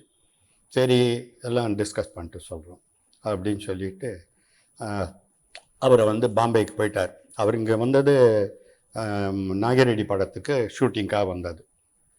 அவர் திருப்பி பம்பாய்க்கு போயிட்டார். என்னப்பா இது படம் பண்ணுற மாதிரி சொல்லலையே, இது பார்த்தோன்னா அதை மாற்றணுன்னா, உயர்ந்த மனிதன் as it is very good script, அதில் வந்து எதுவுமே மாற்றுறதுக்கு ஒன்றும் கிடையாது. அவர் இதே அப்படியே பண்ணுறதா இருந்தால் பண்ணுவோம், இல்லாட்டினா வேண்டாம், அதை என்ன பண்ணணுமோ சொல்லிவிடுங்க நீங்கள் அப்படின்ட்டாரு. இதை வந்து சொல்கிறதுக்காக நாராயணதாஸ் பம்பாய்க்கு போயிருக்கிறார். இல்லை சிவாஜி மாதிரி என்னால் ஆக்ட் பண்ண முடியாது, அதனால் சிவாஜி இஸ் கிரேட் ஆர்டிஸ்ட், அவர் பண்ண சில சீன்ஸ் எல்லாம் என்னால் பண்ண முடியாது. அவர் கடைசி காட்சியில் நெருப்பு பிடிச்சி அவர் ஃபேக்ட்ரி எரியுது, அதுக்குள்ளார அவருடைய மகனே மாட்டிக்கிறான், இவர் உள்ளார போய் உள்ளார அந்த ஃபயருக்குள்ளாரெல்லாம் போய் எடுத்துகிட்டு வராரு. எல்லாம் அருமையான ஸ்கிரிப்ட், நல்லா பண்ணியிருக்கீங்க. பட் நான் அந்த மாதிரி எல்லாம் போய் பையனை தோளில் தூக்கிட்டு அவர் வராருன்னா நான் அதெல்லாம் பண்ண மாட்டேன், என்னுடைய ரசிகர்கள் அது விரும்ப மாட்டாங்க, அதனால் அது வேண்டாங்க, அந்த படம் ட்ராப் பண்ணிவிடும். வேறு ஏதாவது படம் உங்கள்கிட்ட இருக்கா? ஏதோ பாபுன்னு ஒரு படம் நீங்கள் பண்ணியிருக்கீங்களாமே ஜாயின்ட் ப்ரொடக்ஷனில், திருலோக்சந்தர்னு யாரோ ஒரு டைரக்டரை வச்சு, அது ரொம்ப பிரமாதம்னு கேள்விப்பட்டேன், அதை பார்க்கலாமே அப்படின்னாரு. உடனே இவர் அங்கேருந்து பிரிண்ட் எடுத்துக்கிட்டு நாராயணதாஸ் மெட்ராஸ்க்கு வந்துட்டு, சார் அவர் போகாத ஊருக்கெல்லாம் ஓடி சொல்கிறாரு, என்ன பண்ணணும் நீங்கள் தான் முடிவு எடுக்கணும். சரி சரி போட்டு பார்க்குறேன்னா பார்த்து போகிறான் அந்த ஆள், அந்த மாதிரி ஆளுங்கிட்டெல்லாம் ஒர்க் பண்ணுறது கஷ்டம்தான், எனிவே அதை பிரிண்ட்டை அனுப்புவோம் அப்படின்னு பாம்பேக்கு அனுப்புனாங்க.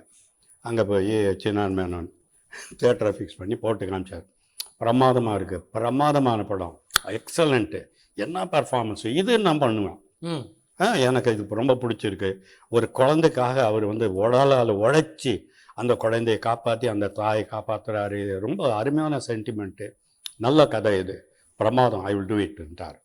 ஓ ரொம்ப பிரமாதம்ட்டாருவா, சரி பண்ணுங்க அப்படின்ட்டார் ஃபாதர். அவருக்கே வெக்ஸாக போயிட்டார். நானும் பிரதரும் மிஸ்டர் முருகனும் நாங்கள் தான் ஹிந்தி படம் தான் பாம்பேக்கு போகிறது, ரெக்கார்டிங்லேருந்து எல்லாம். அவரை போய் நேரில் பார்த்தோம். அவர் யாரோ 2-3 ரைட்டர்கள், அந்த காலத்தில் பெரிய ரைட்டர்களாம், எல்லாம் உருதுவில் தான் பேசுகிறானுங்க, அவனெல்லாம் கொஞ்சம் ஹிந்தியில் பேசுனாவது நமக்கு அறகுறையாவது புரியும். அவன் என்னென்னத்தையோ சொன்னான், இவரும் என்னென்னமோ சொன்னார். எல்லாம் முடிச்சுட்டு நர்ஷல் என்னன்னாங்க, ரிக்ஷான்றது உங்கள் ஊரில் தெரியும், கைவண்டி ரிக்ஷா, அடுத்தது கல்கட்டாவில் தான் இருக்குது, அது இந்தியாவில் வேறு எங்கேயும் இல்லை. ஸோ இந்த கதையை எங்கே வச்சுக்கிறது, மெட்ராஸில் நடக்கிறது, தமிழ்நாட்டில் நடக்கிற கதைன்னு காமிக்க போகிறோமா, இல்லாட்டினா கல்கட்டாவில் நடக்கிற கதைன்னு காமிக்க போகிறோமா அப்படின்னு அவங்களுக்குள்ள டிஸ்கஷன். எங்ககிட்ட அதை தான் பேசுகிறாரு அவர். நான் சொன்னேன், சார் நீங்கள் கதையை பார்த்துடுங்க, அப்புறம் அது என்னன்னு அதுக்கு அப்புறம் போவோமேன்னு. இல்லை அதெல்லாம் ஓகே எங்களுக்கு, நான் எல்லா சீன்ஸும் ஓகே, இது என்ன பண்ண போகிறோம் அப்படின்னாரு. சரி நீங்கள் யோசிச்சு நீங்களே சொல்லுங்கன்ட்டு, ஏன்னா இதுக்கு முடிவே கிடையாது, ரிக்ஷாவை வச்சு தான் படம். ஏன்னா அவர் கைவண்டியை இழுத்து அவர் உடலால் உழைத்து அந்த குடும்பத்தை காப்பாற்றுறாரு, இதுதான் ஹைலைட் அந்த படத்தில். சிவாஜி அதெல்லாம் அருமையாக பண்ணியிருக்கிறார், இதெல்லாம் ஒத்துக்கிறாரு. ஆனால் அது எப்படி, அது அங்கேயே வர முடியாது, கல்கட்டாவில் வச்சு ஒரு கதை எடுத்தாலும் அது ஆல் இண்டியாவில் ஓடாது. ஆல் இண்டியாவுக்கு வந்து உத்தரப்பிரதேஷ் தான் சென்டர், அதில் ஏதோ ஒரு மாநிலத்தில் நடக்கிற மாதிரி ஒரு கதை வந்தால் தான் ஹிந்தியில் வர முடியும். ஸோ நாங்கள் பார்த்தோம், இது ஒன்றும் போகாத ஊருக்கு தான் வழி சொல்கிறாரு, சரி நீங்களே யோசிச்சு சொல்லுங்கள் அப்படின்னு அப்படியே போட்டுட்டோம். இது ஒரு 50,000 ரூபா அட்வான்ஸ் வாங்கிட்டார். ஆ. அன்னைக்கு 50,000ன்றது 5 லட்சம் ரூபாய். அவர் 50,000 ரூபா அட்வான்ஸை வாங்கிட்டு, நான் 4 தடவை உங்களுக்காக மெட்ராஸுக்கு 2 தடவை வந்தேன், குலு மணாலியில் உங்கள் படத்தை பார்த்தேன், பம்பாயில் 2 நாள் படத்தை பார்த்தேன், நீங்கள் மேற்கொண்டு என்ன கொடுக்கணுன்ட்டார். படம் பார்த்ததுக்கு அந்த படம் பார்த்ததுக்கு டிஸ்கஷன் பண்ணாராம். ம். அதான் ஃபாதர் சொன்னார், தொலைகிறான் அந்த 50,000 ரூபாயோட தொலைச்சி விடுங்க, அவன் சகாப்தமே வேண்டாம் நமக்கு, அவன் பெரிய ஆர்டிஸ்டாக இருந்துட்டு போட்டோம், நம்ம ஒன்றும் அதை மறுக்கலை, ஆனால் அந்த ஆளை வச்சு படம் எடுக்க முடியாது அப்படின்னு சொல்லி உதாரணத்துக்கு ஒன்றையும் சொன்னாங்க. இந்த ராமவர்ஷாம்னு இந்தியில் எடுத்தாங்க, அதை பெரிய வெற்றி படம் தமிழில். அந்த படத்தில் நானும் இட்டான் சவுக் அடிச்சுக்கிட்டு பாடுறாரு எம்ஜிஆர் பாட்டு, அது ஹிந்தியில் வேணும்ட்டான். ஓ, இந்தியில் கிடையாது அந்த பாட்டு. பாட்டு இல்லையா? அது வந்து வேற மாதிரி ஏதோ கையில் கண்ணீரான் இப்படி எடுத்து கண்ணீரை இப்படி கையில் வச்சுக்கிட்டு பாடுறாரு, அப்படி பண்ணிட்டாங்க. அது சூப்பர் சாங். அது என்ன ஓட்டம் கூட இருக்குது அந்த பாட்டுக்காகவே. அந்த படம் அவங்களால ஒன்றும் பண்ண முடியல, நாகிரெட்டியால் அவனை கன்வின்ஸ் பண்ண முடியல. அவர் பாவம் பிரசாத் அவருடைய ஃபர்ஸ்ட் சன், அவர் தான் திலீப் குமாரோட நெருங்கி பழகி அவர்கிட்ட வேலை வாங்கினவர். அவரே சொல்லிட்டார், இவன் ஒரு கிறுக்கன், இவங்ககிட்ட என்னத்தை பண்ண முடியும் அப்படின்னு சொல்லிட்டு அந்த படத்தில் அந்த பாட்டே கிடையாதுங்க. இதுதான் வந்து அவர் நாராயணதாஸ் சொன்னார், சார் அவரை வச்சு நம்மெல்லாம் வேலை வாங்கவே முடியாது, படத்தை மாற்றி குப்பை அடிச்சிடுவார். அவர் eccentric, is a very good genius, ஆனால் அவர் நேர் வழியில் போக மாட்டார், எல்லாத்தையும் கோண வழியாக தான் பண்ணுவார். அவர் வேணவே வேணாங்கன்ட்டார். அப்புறம் ட்ராப் பண்ணோம், அந்த 50,000 ரூபா நஷ்டத்தோடு ட்ராப் பண்ணோம். இதுதாங்க நடந்தது. கதையை படமாக்கிறதுக்கு தேர்ந்தெடுத்ததுக்கு பின்னால உங்களுடைய அபிப்பிராயத்தெல்லாம் உங்கள் அப்பா கேட்பாரா? கண்டிப்பாக கேட்பார். கதையை செலக்ட் பண்ணி ஒரு படத்தை வந்து இதுதான் கதைன்னு வந்து ஒருத்தர் சொன்ன உடனே அதை எங்கள் அபிப்பிராயத்தையும் கேட்பார். சிலது எங்கள் அபிப்பிராயப்படியும் அவர் படத்தை எடுத்தார், அதுலேயும் நாங்கள் தோல்வி அடைஞ்சோம். திலகம்னு ஒரு படங்க, அது வந்து திரௌபதி இன்னும் ஒரு பெரிய ஆர்டிஸ்ட் அந்த காலத்தில், அவங்களுடைய நாடக சபாவில் அதை போட்டாங்க. இந்த நாடகத்தை போய் நாங்கள் தர்மபுரியில் போய் படம் பார்த்தோம். அங்கே நடந்துக்கிட்டு இருக்குது, ராத்திரி 10 மணிக்கு ஆரம்பிக்கும் அது. நாங்கள் இங்கேருந்து பரப்பிட்டு காலையில் மத்தியானம் இங்கேருந்து காரில் பரப்பிட்டு போய் தர்மபுரியில் போய் தங்கி சாப்பிட்டுக்கிட்டு ராத்திரி 10 மணிக்கு அந்த நாடகத்தை பார்த்து ராத்திரி 2 மணிக்கு முடிஞ்சது நாடகம். மறுநாள் காலையில் பரப்பிட்டு இங்கே மெட்ராஸுக்கு வந்து ரொம்ப நல்லா இருக்குது, ஜனங்களோட பார்க்குறோம், அவங்களோட நடிப்பு பிரமாதம், எல்லாம் ரசிக்கிறாங்க. படம் அந்த நாடகம் பெரிய வெற்றி, எங்களுக்கு இம்ப்ரெஸ் ஆச்சு. பிகாஸ் ரசிகர்களோட பார்க்க போகும்போதுங்க சாதாரணமானது கூட நமக்கு இம்ப்ரெஸ் ஆகிடும்.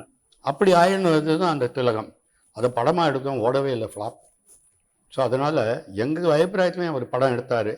அதே மாதிரி தான் வீர திருமகன் ஒரு படம் எங்கள் இஷ்டத்தில் எடுங்கன்னாரு, நாங்கள் தான் எடுத்தோம் அதை. அது விஜயபுரி வீரன் ஒரு பெரிய ஹிட்டு, அந்த இதுக்கு முன்னாடி ஆனந்தன் ஆக்ட் பண்ணி, அதே ரைட்டர் அதே டைரக்டர், அவர் அதில் உதவி டைரக்டர், நாங்கள் அவரை டைரக்டராக பண்ணி ஏசி திருலோகச்சந்தரை டைரக்டராக கொண்டு வந்தோம். அவர் சொன்னதெல்லாம் கேட்டு எடுத்தோம். படம் ஓடலை, ஆனால் அந்த பாட்டுகள் ஹிட்டாச்சு. ரோஜா மலரே ராஜகுமாரி முதல் பாட்டு MS விஸ்வநாதனோட நான் கம்போசிங்கில் உட்காந்த பாட்டு. அந்த பாட்டு இன்றைக்கும் அவ்வளோ ஹிட் சாங் அது. ஆமாம், அது இன்னும் பல பாடல்கள் அதில் எல்லாமே. ஸோ எங்கள் இஷ்டத்துக்கும் விட்டார் அவர். அப்புறம் அவர் பார்த்தாரு, இல்லை இவங்களுக்கு அனுபவம் பத்தாது, இன்னும் கொஞ்சம் நாள் என் கூட ட்ரெயின் ஆகட்டும்னு. அப்புறம் அவர் எடுத்த படங்களுக்கெல்லாம் நாங்கள் ஒர்க் பண்ணோம். மோஸ்ட்லி நான் வந்து எடிட்டிங்லேயும் மியூசிக்லேயும் இருப்பேன், டைரக்டரோட செட்டில் இருப்பேன். அவர் அங்கே போய் எடிட் பண்ண போகும்போது அவரோட போய் எடிட்டிங்லேயும் இருப்பேன். இப்படியாக கிருஷ்ணன் பஞ்சுவோட பல படங்கள். அதுக்கு முன்னாடி டைரக்டர் சங்கர்னு ஒருத்தர் இருந்தார், பழைய காலத்து சங்கர். அவரோட பூகேலாஸ்ன்ற படத்தில் தான் நான் உதவியாளராக சேர்ந்தேன். ஹெலனை வச்சு ஒரு பாட்டு எடுக்கிறாரு, அதில் NT ராமாராவ் ஆக்ட் பண்ணுறாரு. NT ராமா தாடியெல்லாம் ஒட்டிக்கிட்டு ராவணனும் ஆக்ட் பண்ணார். அந்த ஒரே படத்தில் தான் அவர் ராவணன் ஆக்ட் பண்ண படம். மற்ற எல்லா அதுக்கப்புறம் வந்த படங்களில் ராமர் வேஷம் தான் போட்டிருக்கிறார். அவர் ராவணன் ஆக்ட் பண்ண முதல் படம், அது கடைசி படமும் பூகேலாஸ் தான். அந்த படத்தில் அவர் அது மாதிரி தாடியெல்லாம் போட்டுட்டு, அவர் மேலே பாம்பு புத்தெல்லாம் மூடி இது வரைக்கும் மூடி இருக்கும். அவர் அதுக்குள்ளார வந்து காலையில் 7 மணிக்கு மேக்கப் போட்டு, ஹரிபாபுன்னு ஒருத்தர், அவர் தான் அவருக்கு மேக்கப் மேன் போட்டு, அவர் மேக்கப்லாம் போட்டு வந்து அப்படியே உட்காந்துருப்பார். இந்த ஹெலன் டான்ஸ் ஆடுவாள். பாம்பேலேருந்து அவருக்கு வந்ததுனால 2 நாள் பாட்டை முடிக்கணும்.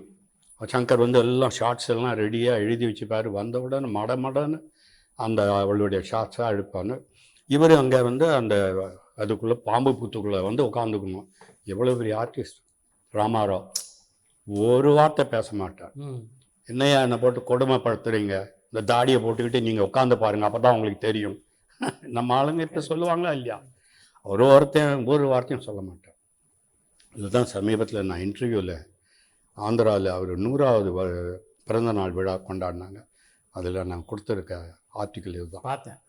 ஸோ அந்த மாதிரி அவர் வச்சு எடுத்த படத்தில் நான் உதவியாளராக முதல்ல சேர்ந்தேன். அப்புறம் வரிசை எல்லார்கிட்டையும் ஒர்க் பண்ணேன். இசையமைப்பாளர் குமாரோட ஒரே படம் தான் வேலை ஒரே படம் தான். மேஜர் சந்திரகாந்த். ஆமாம், மேஜர் சந்திரகாந்த். அது பாலச்சந்தர் டைரக்ட் பண்ணார். அதில் ரொம்ப அருமையான பாடல் அவர் கம்போஸ் பண்ணார் பாருங்க. ஒரு நாள் யாரோ என்ன பாட்டு சொல்லி தந்தாரோ, கண்ணுக்குள் ராகம் தாரரே தன. அருமையான மியூசிக், நல்ல மெலடி கிங் அவர். அவரை வச்சு ஒரு பாட்டு கம்போசிங்க்கு நானும் வாலி சாரும் உட்காந்துருக்கோம். பாலச்சந்தர் சார் ஸ்டூடியோக்குள்ளே கார்டனில் ஷூட்டிங் நடந்துகிட்டு இருக்கு. ஜெயலலிதாவும் அவர் அந்த ஹீரோ ஆக்ட் பண்ணுவார். இல்லை ரஜினிகாந்த் மாதிரி அவர் பேர் வருமே, ஸ்ரீகாந்தும் ஜெயலலிதாவையும் வச்சு ஒரு பாட்டு இதை படமாக்கிட்டு இருக்கிறார் பாலச்சந்தர். கம்போசிங்க்கு சார் நீங்கள் பார்த்துக்குங்க கம்போசிங்கை. ஜெயலலிதா மேடத்தை ஷூட்டிங்கில் இருக்கிறனால நான் செட்டில் இருக்கிறேன். கார்டனில் நாங்கள் உட்காந்து குமார் சார் ஏதோ மியூசிக்லாம் போடுறாரு. நான் கேட்டுட்டு, சார் எல்லாம் ஆவரேஜாக இருக்குது, உங்கள் ஸ்டாண்டர்டில் இல்லை, இன்னும் பெட்டராக வரலாம் அப்படின்னு வாலி சாரும் உட்காந்துருக்கிறாரு. சரி, வாலி சார் சொன்னார், சும்மா உட்காந்து யோசிச்சுக்கிட்டே இருக்கமே, அப்படியே செட்டுக்கு வேணுமா போய் ஷூட்டிங்கை பார்த்துட்டு வருவோமா, வாங்க போகலாம். நம்ம டைரக்டர் தான் ஷூட்டிங்கில் இருக்கிறாரு, மேடம் ஷூட்டிங்கில் ஆக்ட் பண்ணிகிட்ருக்காங்க, அதனால கொஞ்சம் எல்லோரும் அங்கே தான் கெடுபடியாக இருப்பாங்க அப்படின்னு சொல்லிட்டு நான் கூட்டிகிட்டு போவேன். அங்கே போன உடனே ஜெயலலிதா மேடம் பாட்டில் ஆடிக்கிட்டு இருக்காங்க, பாடிக்கிட்டு இருக்காங்க. அப்புறம் அங்கே கொஞ்சம் நேரம் இருந்துட்டு உடனே வாலி சார் சொன்னார், சார் எனக்கு ஒரு ஐடியா வந்துடுச்சு, வாங்க இப்போ போகலாம் சார் கம்போசிங் ரூமுக்கு. நேரம் அங்கேருந்து கம்போசிங் ரூமுக்கு போனோம். போன உடனே அவர் வார்த்தை சொன்னார் பாருங்க, நேற்று நீ சின்ன பாப்பா, இன்று நீ அப்பாப்பா. என்ன சார் அது அப்படின்னு கேட்டோம். சார் ஜெயலலிதாவை நான் ஃபோட்டோலலாம் பார்த்துருக்கேன், வெறும் skirt, uniform, college uniform, school யூனிஃபார்மில் இருப்பாங்க. அவங்க இன்றைக்கி ஆடுறாங்க பாடுறாங்கன்னு போகும்போது அந்த சின்ன பாப்பாவை இன்றைக்கி இவ்வளோ பெரிய நடிகை ஆகிட்டாங்க. அதுதான் என் மனசில் தோணுச்சு சார், அதை வச்சு தான் நான் அந்த பாட்டு எழுதுனேன்னாரு. உடனே குமார் மியூசிக் போட்டார். தட்டடா தட்டடாட்டா தரரா தத்தராத்தா, பெரிய ஹிட் ஆச்சு அந்த பாட்டு. குமாரும் ஒரு அருமையான மியூசிக் டைரக்டர். வாலி சாருக்கு கற்பனை அந்த ஷூட்டிங்கை பார்த்த உடனே வந்தது. இப்படி உருவானது அந்த பாட்டு. குமார் ஒரு மிகப்பெரிய திறமைசாலி, அவருடைய திறமைக்கேற்ற உயரத்தை அவர் அடையலை அப்படின்னு. அது கரெக்ட் தான் நீங்கள் சொல்கிறது. இன்னும் அவர் இவ்வளோ சாதிக்க வேண்டியவர், ஆனால் சிறு வயதிலேயே பாவம். நல்ல மனிதர், பழகிறதுக்கு ரொம்ப தன்மையானவர், அவர் அமைதியானவர், தன்னை பற்றி பெருசாக யாராவது சொன்னால் கூட கையை கட்டிட்டு மரியாதை அனுப்பார். நல்ல மியூசிக் டைரக்டர், இன்னும் வளர்ந்து எவ்வளோ வர வேண்டியவர். பல இசையமைப்பாளர்களோட பணியாற்றிய மாதிரி ஒரு பக்கம் கவிஞர் கண்ணதாசன், இன்னொரு பக்கம் வாலியோடவும் நெருக்கமாக பழகக்கூடிய வாய்ப்பு உங்களுக்கு நிறைய. வாலி சார் ஒரு அருமையான கவிஞர். அவர் எதையுமே ஹர்ட்டாக எடுத்துக்க மாட்டார். உதாரணத்துக்கு வெள்ளி கிண்ணம் தான் தன்னா, அதை அவர் தங்கத்தட்டில் தான், வெள்ளி கைன்றது எழுதலை, வெள்ளி கிண்ணம்னு எழுதலை, தங்க கிண்ணம் தான் கைகளிலேந்தின்னு எழுதியிருந்தார். அந்த தட்டு தான், தங்க தட்டு தான். அப்போ நான் சொன்னேன், சார் தட்டுன்னு என்னமோ தட்டுப்படுற மாதிரி இருக்கு. அப்படியா, அப்போ வெள்ளிக்கிண்ணம் தான் ஓகே அவங்களுக்குன்னாரு. நல்லா இருக்கு சார். அப்படி எதையுமே தப்பாக எடுத்துக்க மாட்டார், அதை ஹர்ட்டாக எடுத்துக்க மாட்டார். அப்படிப்பட்டவர் அவர். நல்ல ஒரு நண்பர். எப்பொழுதும் நேரத்துக்கு வந்து விடுவார். அவருக்கு அவரே கார் ஓட்டிகிட்டு வருவார். அவர் பக்கத்தில் அவர் மச்சான் உட்காந்துருப்பார். எப்போ தனியாக வரமாட்டார். வந்த உடனே என்ன பண்ணணும், இன்றைக்கி என்ன விஷயம் சொல்லுங்கள் அப்படின்வார். பரபரப்பாக இருப்பார். எம்எஸ்சி உட்காரியா, நான் டியூன் போட்டுக்கிட்டு இருக்கேன்ல அப்படின்வார். அப்போ டியூனுக்கு தான் எழுதணுமான்னார். சார் டியூனுக்கும் எழுதலாம், உங்கள் வார்த்தைக்கும் டியூனை பண்ணலாம், இதெல்லாம் ஒன்றும் கோஆப்ரேஷன் தானே சார். அது மாதிரி ஒரு நல்ல மனிதர் அவர். கவிஞர் கண்ணதாசனோட இது மாதிரி பழகக்கூடிய வாய்ப்பு பழகியிருக்கேன். அவர்கிட்ட வந்து கண்ணன் மேலே பாடல்கள் வேணும்ட்டு சரஸ்வதி ஸ்டோர்ஸ்னு ஒரு நிறுவனத்துக்கு நான் மேனேஜிங் டைரக்டராக இருந்தேன். அப்போ டீலர்களெல்லாம் சந்திப்போம். இந்த டீலர்கள் வந்து எல்லாம் சொல்லுவாங்க, சார் முருகன் மேலே பாடல்கள் இருக்குது, மற்றது சிவன் மேலே இருக்குது, எல்லாமே இருக்குது, கண்ணன் மேலே சினிமா பாடல்கள் தான் இருக்குது, தனி பாடல்கள் இல்லை, கொஞ்சம் அந்த மாதிரி தனி பாடல்கள் வேணும். எல்லோரும் வந்து எல்பி வாங்க போகும்போது கண்ணன் மேலே பாடல்கள் இருந்தால் கொடுங்கன்றாங்க. நாங்கள் இந்த சினிமா பாடல்களை தான் கொடுக்குறோம், 1-2 தான் இருக்குது. இதை வந்து நான் கவிஞரோட கண்ணதாசன் சாரோட, சார் எனக்கு ஒரு 8 பாடல்கள் கண்ணன் மேலே வேணும், எப்போ வேணும் உங்களுக்கு, நீங்கள் எப்போ சொன்னால் நாங்கள் ரெடி. எம்எஸ்சியை கேட்டேன், எம்எஸ்சி ஓகே கவிஞர் எப்போ சொல்கிறாரோ அப்போ நம்ம வச்சுக்கலான்ட்டார். ஸோ மறுநாள் மத்தியானம் 2 மணிக்கு என்னுடைய கல்யாண மண்டபத்துக்கு வந்துடுங்கன்னார்.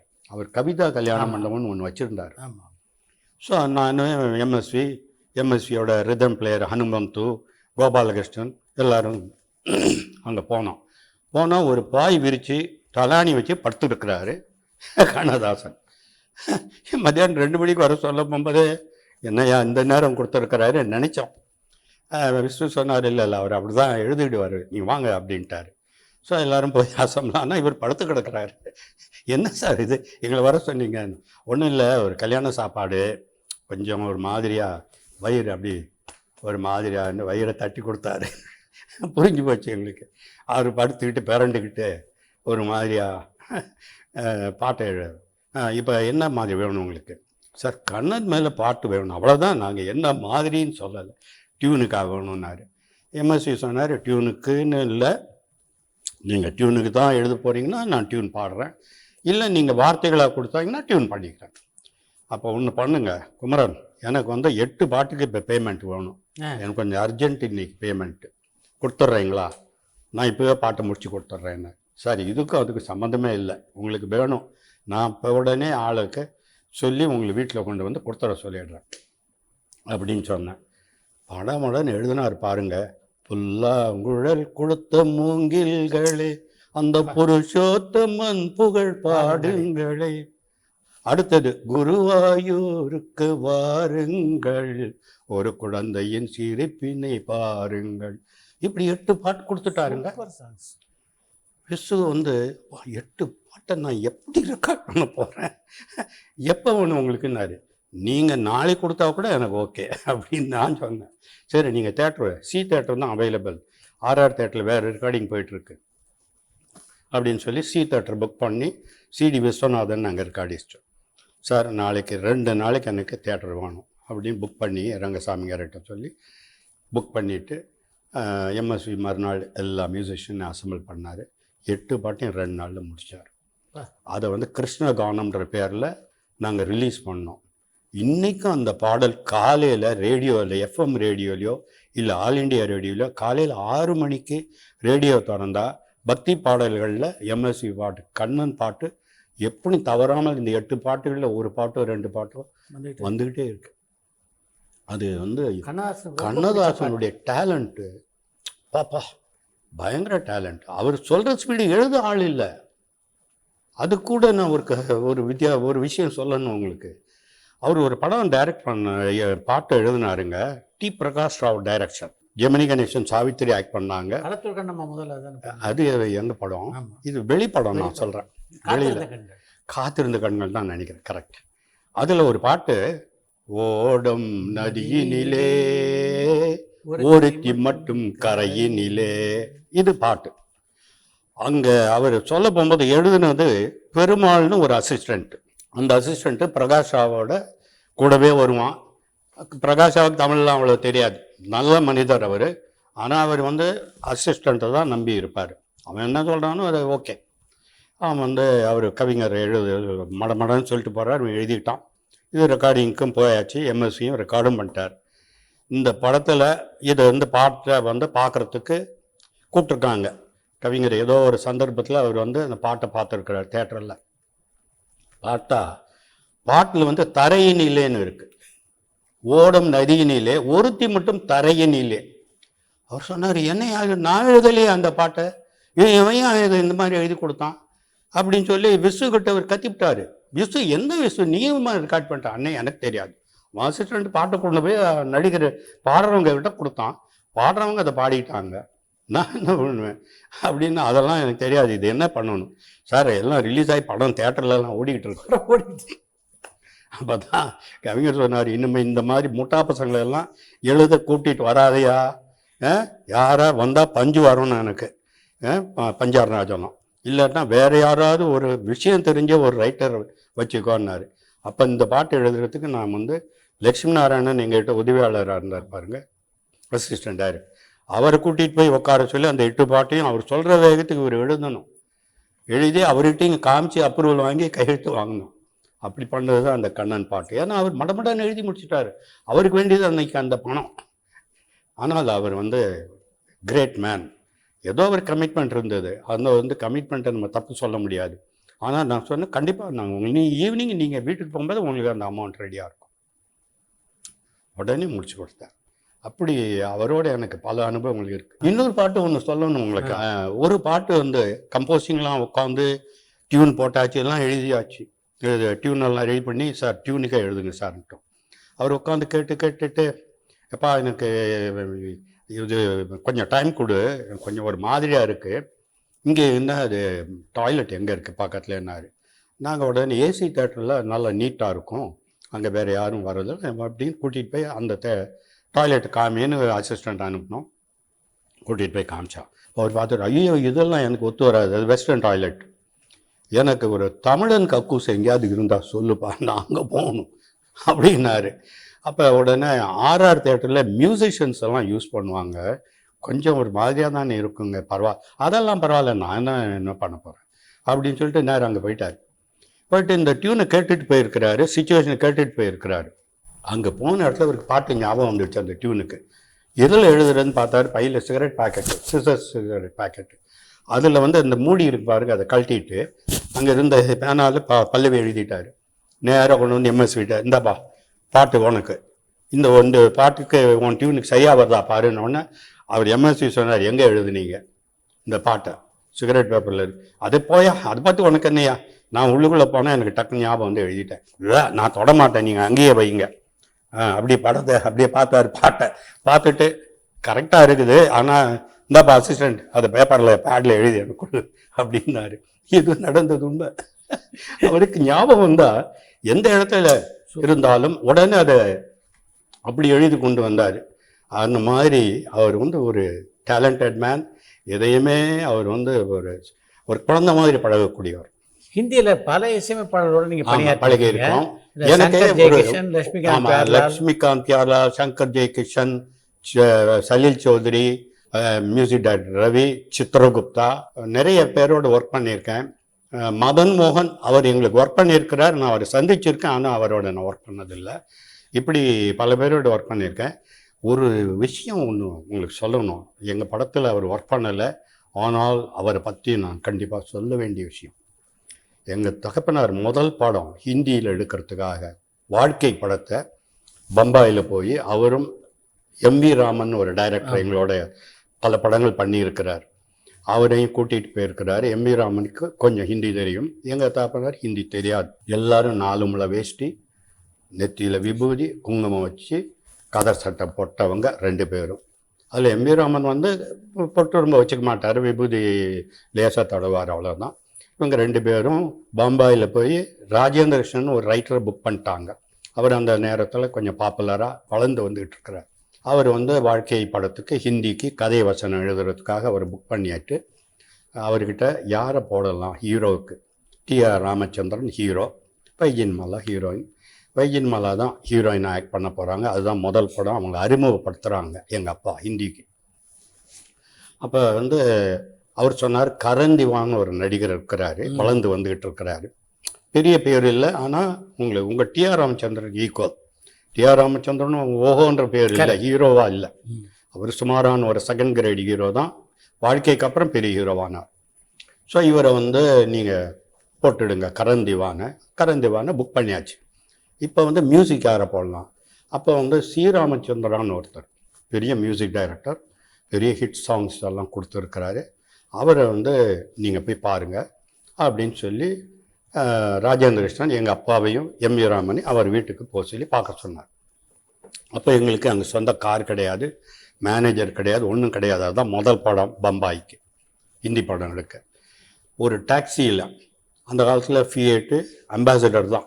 ஆமாம். ஒரு ஃபியேட் டாக்ஸியில் 2 பேரும் பேக் சீட்டில் உட்காந்து அந்த டாக்ஸியில் போய் சி ராமச்சந்திரா வீட்டுக்கு முன்னாடி இறங்குறாங்க. பேர் போட்டிருக்கு C Ramachandra music director. So கரெக்டான இடத்துக்கு வந்தாச்சு. ஸோ வண்டியை விட்டு இறங்குனாங்க. டாக்ஸியை நீ வெயிட் பண்ணப்பா போயிடாதேன்னு அவனை இருக்க சொல்லிட்டு இவங்க உள்ளே போகிறாங்க. கேட்டை திறந்துக்கிட்டு உள்ளே போகிறாங்க. அங்கே ஒரு தோட்டக்காரன் தலையில் டர்பன்லாம் கட்டிக்கிட்டு வேஷ்டியை மடித்து கட்டிட்டு, அதை வேஷ்டின்னு அவங்க கட்டுவாங்களா அந்த மாதிரி, அவன் வந்து ஒரு மம்பட்டியை வச்சுக்கிட்டு மண்ணை வெட்டி செடி ஏதோ ஒன்று நட்டுக்கிட்டு தண்ணி ஊற்றிக்கிட்டு இருக்கான். இவங்க உள்ளே போன உடனே அவன் பார்த்துட்டு யார் நீங்கள் என்ன வேணும்னு ஹிந்தியிலே கேட்குறான். அப்போ ஒரு டைரக்டர் சொல்கிறாரு, மദ്രാஸே ஆகும். அப்போல்லாம் மெட்ராஸ்ன்னு தான் சொல்லுவாங்க, சென்னை. ஸ்ரீராமச்சந்திரா தேக்னே கே லியே ஆ ரஹா ஹூம் அப்படின்னு அவர் சொல்கிறார். என்ன விஷயமா வந்திருக்கீங்க? அவரை பார்க்குறதுக்கு. நாங்கள் இந்த மாதிரி சார் வந்து ஏவிஎம் ஐயப்ப செட்டியார், அங்கே ஏவிஎம் ஸ்டூடியோஸ்ன்னு இருக்குது, தமிழில் ஹிந்தி படத்து, தமிழில் வாழ்க்கைன்னு ஒரு படம் எடுத்தார். இது ஹிந்தி தெலுங்குலையும் எடுத்து ஜீவிதம்னு பெரிய ஹிட்டாக இருக்குது. அதை ஹிந்தியில் எடுக்கிறதுக்காக வந்திருக்கோம். அவருக்கு தெரிஞ்ச ஹிந்தியில் சொல்கிறாரு, ஓரளவுக்கு தான் ஹிந்தி பேசுவோம். அப்போ யார் ஹீரோ? கரண் திவான் ஒரு ஹீரோ. ஹீரோயின் யார்? வைஜெயந்தி மாலா, புதுமுகம். தமிழில் பெரிய ஹிட், அவங்களுக்கு வரவேற்பு. தெலுங்கில் பெரிய ஹிட் ஆகிடுச்சு.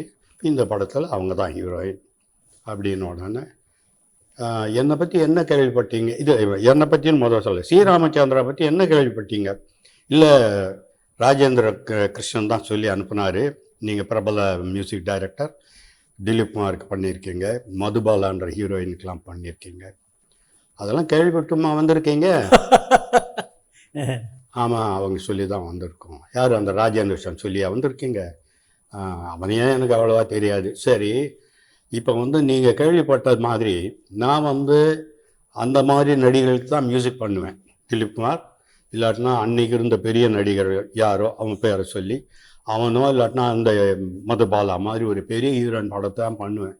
நீ யாரோ கரண் திவான்னு ஒரு புதுமுகம் யாரோ ஒரு பொண்ணுன்றீங்க, நீங்கள் அதுக்கு தகுந்த மியூசிக் டைரக்டர் போய் பாருங்கள். நீங்கள் யாருங்க? நான் தான் அந்த மியூசிக் டைரக்டர் சி ராமச்சந்திரா. எப்படிங்க?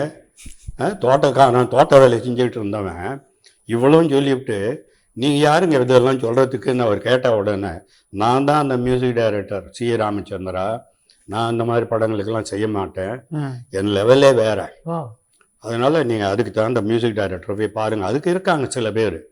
அந்த எஸ்டி பர்மன் ஒருத்தர் இருக்கிறாரு, ஓபிஎன் ஐயர்னு ஒருத்தர் இருக்கிறாரு. அந்த மாதிரி ஆளுங்களை போய் பாருங்கள், அவங்க தான் உங்களுக்கெல்லாம் கரெக்ட் இந்த மாதிரி ஸ்டார் காஸ்ட்டுக்கு அப்படின்னு சொல்லி அனுப்பிவிட்டான். ஸோ இவங்க ரொம்ப மனசு உடைஞ்சி போய் வெக்ஸ்ட் ஆகி போய் அப்புறம் எஸ்டி பர்மனை புக் பண்ணி அந்த படத்தில் எல்லாம் பெரிய ஹிட் சாங் ஆச்சு. லதா மங்கேஷ்கர் பாட மாட்டேன்ட்டாங்க. எஸ்டி பர்மனுக்கும் அவங்களுக்கும் ஏதோ மிஸ் அண்டர்ஸ்டாண்டிங். நீங்கள் எஸ்டி பர்மனை போட்டால் நான் பாட மாட்டேன்ட்டாங்க. பரவாயில்ல, நான் வேறு ஆர்டிஸ்ட்டை போடுறேன்னு சொல்லி ஷம்ஷத் பேகம்னு ஒரு ஆர்டிஸ்ட், அவங்கள வச்சு அந்த படத்தில் பாட வச்சு எல்லா பாடலும் ஹிட் ஆச்சு. அந்த பஹார்ன்ற படம் பெரிய ஹிட். வைஜெயந்தி மாலாவுக்கு பெரிய ஓப்பன். அதுக்கப்புறம் பெரிய சூப்பர் ஸ்டார் ஹீரோயின் ஆனாங்க அவங்க. ஸோ இதெல்லாம் முடிஞ்சு ஒரு 10 வருஷம் ஆனதுக்கப்புறம் ஹிந்தி படம் வரிசையாக எங்களது ஹிட்டு, ஒன்று ஆஃப்டர் அங்கே ஹிட்டு. ஏவிஎம்ன்ற எம்பளம் ஹிட் ஆகிடுச்சு அங்கே. அந்த படத்துக்கு ஒரு மெரிட் ஏவிஎம் படத்துக்கு தியேட்டர்காரன்லேருந்து எல்லாருமே. அந்த சமயத்தில் அவருடைய மார்க்கெட் டவுன். ராமச்சந்திரா, சி ராமச்சந்திராவுக்கு பெரிய மியூசிக் டைரக்டர் சங்கர் ஜெயகிருஷ்ணன் வந்துட்டான், ஆர்டி பர்மன் வந்துட்டான், இந்த எஸ்டி பர்மனுடைய சன் அவன் பெரிய மியூசிக் டைரக்டர் ஆகிட்டான். இப்படி பெருசாக வந்த உடனே அந்த ஆள் மியூசிக்கை இறங்கி போய் அவன் வந்து 10 வருஷத்துக்கு அப்புறம் எங்கள் ஆஃபீஸில் தேடி வந்து, சார்னி ரோடில் இருக்க எங்கள் ஆஃபீஸுக்கு அவன் வந்து இறங்கி ஆஃபீஸ் மேனேஜர்கிட்ட, ஏவிஎம் படத்தில் நான் ஒர்க் பண்ணணும், நான் ஏதோ மிஸ் அண்டர்ஸ்டாண்டிங் எனக்கும் சிட்டியாக இருக்கும் வந்திருக்கலாம், அதெல்லாம் மனசில் வச்சுக்க வேணாம், இப்போ நான் வந்து ஏவிஎம் படத்தில் ஏதாவது ஒரு படத்தில் நான் ஒர்க் பண்ணோம் அப்படி சான்ஸ் கேட்டு வந்தோம். அப்படி சி ராமச்சந்திரா மாட்டேன்னு சொன்ன அந்த சி ராமச்சந்திரா திருப்பி எங்கள் ஆஃபீஸை தேடி வந்தானா பாருங்க எப்படி நிலைமை. காலம் லக்ஷ்மிகாந்த் பியார்லாலோட பணியாற்றிய அனுபவம் அப்படி இருக்கு. லக்ஷ்மிகாந்த் பியார்லால் வந்துங்க ஒரு மூடி கேரக்டர். அவருக்கு நம்ம ஒரு தமிழ் பாட்டை போட்டு, சார் இது ரொம்ப அருமையாக இது டியூன் இருக்குது, இந்த டியூனில் நீங்கள் பண்ணுங்க அப்படின்னா, இது எனக்கு சரியாக வராது, நான் என் சொந்தமாக பண்ணுறேன். அன்னை என்பவள் நீ தானா, அவர் பூவாகி காயாகி கனிந்த மரம், நான் இதெல்லாம் அப்படியே பண்ண மாட்டேன், நான் வேறு ஸ்டைலில் பண்ணுறேன் அப்படின்னு சொல்லி பண்ணி அவன் பண்ண பாட்டு ஒன்றும் எடுபடலை. அந்த ஹீரோயின் ஆக்ட் பண்ண படம் நடிப்பும் எடுபடலை. இந்த டால்டாவாயிடுச்சு. அந்த மாதிரி லக்ஷ்மிகாந்த் பேரில் கேலி பண்ணான். எம்எஸ் விஸ்வநாதன் பாட்டை நாங்கள் போட்டு காமிச்சோம். தத்தை நெஞ்சம் பாட்டை நீங்கள் பாருங்கள், எப்பொழுது நல்லா பண்ணியிருக்கிறாரு. அது பால் இருக்கும் படம் இருக்கும் இப்படியெல்லாம் அவர் பண்ணியிருக்கிறாரு அப்படின்னா, அதெல்லாம் ஓபி நையார் டியூன் காப்பி பண்ணியிருக்கிறார். சார் இந்த வார்த்தையை நீங்கள் சொல்லாதீங்க. ஓபி நையார் மியூசிக்கை அவர் தொடக்கூட மாட்டார், அவர் சொந்தமாக தான் எதையும் டியூன் பண்ணுவார். கொஞ்சம் எனக்கும் அவருக்கும் வாய் தகராறே வந்து, வயசானா சண்டை இல்லை, பட் அவருடைய ஸ்டேட்மெண்ட்டை நான் ஒத்துக்கலை. நீங்கள் பண்ணுறது வேறு, அவர் பண்ணுறது வேறு. அவருடைய ஸ்டைலை வந்து நீங்கள் தப்பு சொல்ல முடியாது. அவர் இஸ் எ கிரேட். அவருடைய மியூசிக்கை பார்த்து நௌஷட் புகழ்ந்து இருக்கிறார். ஒரு ரெக்கார்டிங்க்கு வந்த நௌஷட் எம்எஸ்வி மியூசிக்கை கேட்டுட்டு எம்எஸ்வி அப்படியே கட்டி பிடிச்சிக்கிட்டு, இந்த பாட்டை நீங்கள் எவ்வளோ நாள் எடுத்துக்கிட்டீங்க, இதுக்கு டைம் எவ்வளோ எடுத்துக்கிட்டீங்கன்னு போகும்போது, எம்எஸ்வி காலையில் 8 மணிக்கு கம்போசிங், 10 மணிக்கு மியூசிக் ரெடி பண்ணோம், ரெக்கார்டிங் முடித்தேன் 1 மணிக்குன்றாரு. அதை கேட்டுட்டு அப்படியே இது மாதிரியெல்லாம் என்னால் பண்ண முடியாதுன்னு கிரேட் மியூசிக் டைரக்டர் நௌஷட் சர்டிஃபை பண்ணியிருக்கிறாரு. நீ ஆரியா சொல்கிறதுக்கு என்ன? நான் கேட்டேன். லக்ஷ்மிகாந்த் கேரளாவில் இன்றைக்கும் கேரளாவில் இருக்கிறார், லக்ஷ்மிகாந்த் தான் இல்லை. ஸோ அந்த மாதிரி அவங்களாம் சில சமயங்களில் கொஞ்சம் மெட்ராசிஸ்னால் ஒரு தாழ்மையான ஒரு எண்ணங்கள் இருந்தது அவங்களுக்கு. இதுக்கு இன்னொரு உதாரணம் கூட நான் சொல்லணுங்க. குழந்தையின் தெய்வம் ஹிந்தியில் ரிலீஸ் ஆச்சு.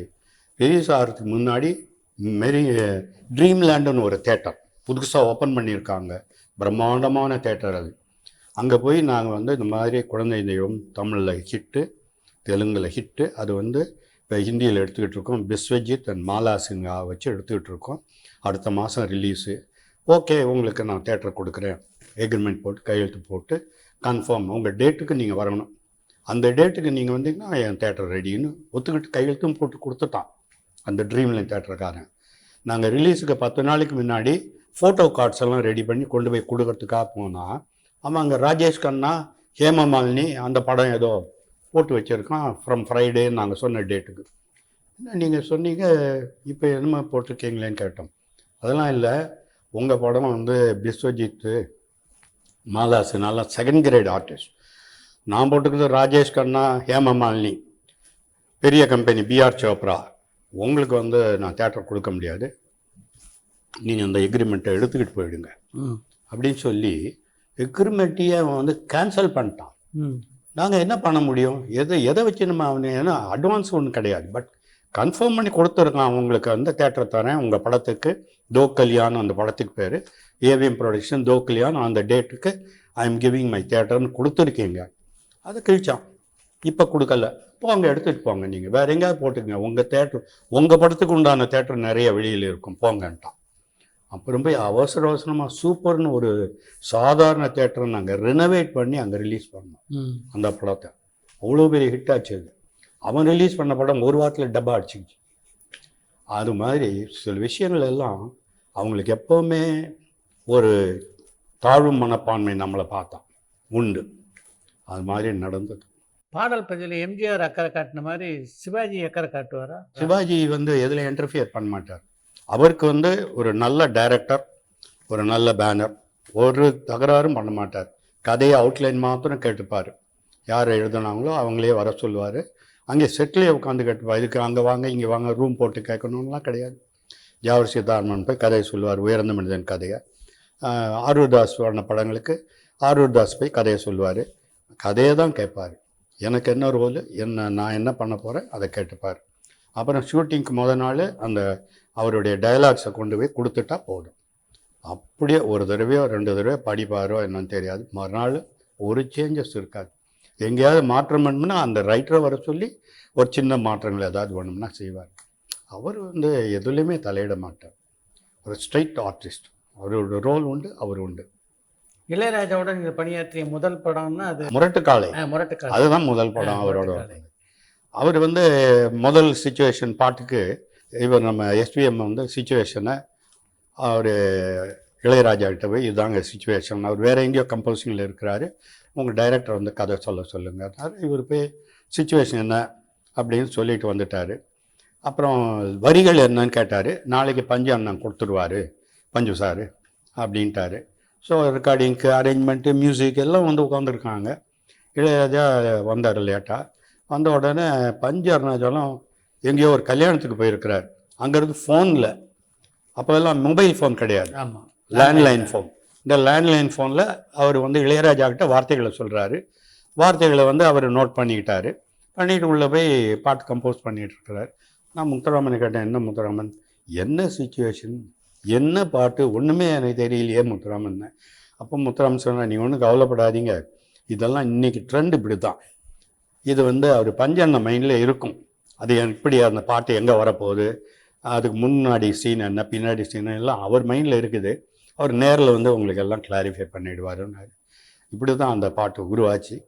இளையராஜா வந்து நீங்கள் கவலைப்படாதீங்க, எல்லாம் கரெக்டாக அமைஞ்சிடும் அப்படின்னாரு. பண்ணாங்க. நல்லாவும் வந்தது அந்த பாட்டு, அருமையாக இருந்தது. எந்த பூவிலும் வாசம் உண்டு அப்படின்னு சொல்லி ஹீரோயின் அந்த அக்னிஹோத்திரி, அக்னிஹோத்திரிக்கு அந்த பாட்டு, அதுவே எனக்கு தெரியாது யாருக்கு வருதுன்ட்டு. அந்த மாதிரி இருந்தது. அவர்கிட்ட நான் ரொம்ப அப்ரிஷியேட் பண்ணுறது, அவர் மறுநாள் ரெக்கார்டிங்கு அப்படின்னா முதல் நாள் நைட்டு ஹோம்ஒர்க் பண்ணிவிடுவார். ஒரு ஷீட், அதெல்லாம் அந்த இங்கிலீஷ் நோட்ஸ் எல்லாம் லைனாக போட்டிருக்கும். அந்த லைனில் வந்து அவர் நோட்ஸ் எழுதுவார். எல்லாம் அவர் ஒருத்தர் தான் அந்த மாதிரி. மற்றவங்கெல்லாம் நோட் புக்கில் சுரங்களை எழுதிட்டு வருவாங்க. அவர் வந்து அதெல்லாம் இங்கிலீஷ் நோட்ஸ். அதை கொண்டு வந்து அந்த ஷீட்டை வயலின் பிளேயர், அவன் யார் அந்த வயலினுக்கு மெயின் பர்சன், அவங்ககிட்ட அந்த நோட்ஸை கொடுத்துருவார். அடுத்தது ட்ரம்பெட்டு அந்த மாதிரி வாத்தியத்துக்கு அவங்ககிட்ட கொடுத்துருவார். எல்லாம் கொடுத்துட்டு அவர் ரெக்கார்டிங் தியேட்டரில் வந்து உட்காந்துட்டார்னா ஒரு 10 நிமிஷம் 15 நிமிஷத்தில் அவங்க எல்லாம் ரெடி ஆகிடுவாங்க. அப்புறம் இவர் போய் இவர் கையை காமிச்சாருன்னா அவங்க கரெக்டாக வாசிச்சுக்கிட்டு இருப்பாங்க. அவர் வந்து அவருடைய டெக்னிக்கே வேறு. மற்றவங்க மாதிரி அங்கே உட்காந்து ஹார்மோனியத்தில் கம்போஸ் பண்ணுறது, இங்கே உட்காந்து பண்ணுறது எல்லாம் வீட்லேயே முடிச்சுக்குவார். எல்லாம் நோட்ஸ் அவரே கைப்பட நோட்ஸை எழுதி கொண்டு வந்து ஷீட்டு தான் கொடுப்பார். அது ரொம்ப வித்தியாசமான அவருடைய அப்ரோச். அவர் தேனியில் இருந்து வந்து இன்னைக்கு இந்த அளவுக்கு வளர்ந்துருக்கிறாருன்னா அவர் மியூசிக்கை தரவாக கற்றுக்கிட்டவர். அவர் இங்கே ஆங்கிலம் மியூசிக் என்ன, ஹங்கேரியில் போய் ரெக்கார்டிங் பண்ணவர், அவர் வியன்னாவில் போய் ரெக்கார்டிங் பண்ணவர். அந்த வெள்ளக்கார மியூசிஷியன்ஸும் இவருடைய திறமையை பார்த்து அசந்திருக்காங்க. அவர் அந்த மாதிரி அவருடைய திறமையை வந்து இன்றைக்கி ஆல் இண்டியா லெவல்லையே எல்லாரும் பார்த்து வியக்க வச்சிட்ருக்கிறார். இன்றைக்கும் அவருடைய மியூசிக் மெலடி இன்றைக்கும் நிற்குதுன்னு அந்த வார்த்தைகள் எல்லாம் ரொம்ப பல பாடல்கள் சொல்லலாம் அவருடைய இசையில். ஐயோ, அருமையான மியூசிக் டைரக்டர். அவருடைய தம்பியான கங்கை அமரனோடும் சேர்ந்து பண்ணி அவரோடையும் பாடியிருக்கோம். அவருக்கும் எம்எஸ்சி இது இளையராஜாவினுடைய ஒரு வேகங்கள்லாம் உண்டு. ஆனால் அவர் நோட்ஸ் கிட்ஸ் எல்லாம் கிடையாது. அவர் வாயால் சொல்லி அவங்கள வேலை வாங்கிடுவார். அவரும் ஒரு நல்ல இசையமைப்பாளர். அவருக்கு நல்ல திறமை, நடிப்பு திறமை உண்டு, பாடும் திறமை உண்டு. அவர் எல்லாரோடையும் கலகலப்பாக பழகுவார். இளையராஜா அப்படி இல்லை. இளையராஜா தன்னோடுக்கு ரொம்ப நெருக்கமானவர்களிடம் பழகுவது வேறு, மற்றவங்களோட பழகுவது வேறு. அதுக்காக அவர் ரொம்ப ரஃப்பான கேரக்டர்னு சொல்ல முடியாது. அவர் உண்டு, அவர் வேலை உண்டு. அந்த மாதிரி இவர் எல்லாரோடையும் கலகலப்பாக பழகுவார். எல்லாரோடையும் சிரித்து பேசி அவர் அந்த லெவலுக்கு வந்து பழகுவார். உங்களுக்காக ஒரு படத்தை கூட டைரக்டும் பண்ணார். ஆனால் அவர் சில படங்கள் பண்ணியிருக்கார, பெரிய வெற்றி. ஐ திங்க் இந்த கோழி ஏதோ ஒரு கோழி கூவு நல்லா பண்ணார். அதெல்லாம் ஆமாம், அது எங்கள் ஊர் பாட்டுக்காரன். அந்த பாட்டெல்லாம் இன்றைக்கும் ஐயோ எக்ஸலண்ட். கரகாட்டக்காரன் பெரிய ஹிட். அதெல்லாம் அந்த லோக்கல் ஃப்ளேவர், இந்த கிராமத்து பாணியில் பாடல்கள் அமைச்சு ரொம்ப நல்லா பண்ண. இந்த பட்டர்ஃப்ளைன்னு ஒரு பாட்டு பண்ணுவார். அது ரொம்ப அருமையாக இருந்தது அந்த பாட்டு. அந்த மாதிரி சில மெலடி சாங்கும் பண்ணியிருக்கிறாரு, இப்போ ஃபோக் சாங்ஸும் பண்ணியிருக்கிறாரு. அவங்கெல்லாம் ஒரு பெரிய திறமைசாலிகள். அரை நூற்றாண்டுக்கு மேலாக இந்த இசையை பார்த்துட்டு வரீங்க நீங்கள். அன்றைக்கும் இன்றைக்கும் இசை எப்படி இருக்குது? அன்றைக்கு இசை வந்து பாடும்படியாக இருந்தது. இன்றைக்கு இசை காதில் கேட்டதோட மறந்து விடும்படியாக இருக்கிறது. வார்த்தைகள் ஞாபகத்துக்கு வர்றது இல்லை, சத்தங்கள் ஜாஸ்தி, ஒலிதான் இருக்குது, அந்த வார்த்தைகள் காதில் விட மாட்டேங்குது. அது ஏன்னு எனக்கே புரியல. எதனால வார்த்தைகள் கேட்காம பாட்டை பண்ணுறாங்க? அதை எங்கே வார்த்தைகள் கேட்க முடியுதுன்னு எனக்கே புரியலை.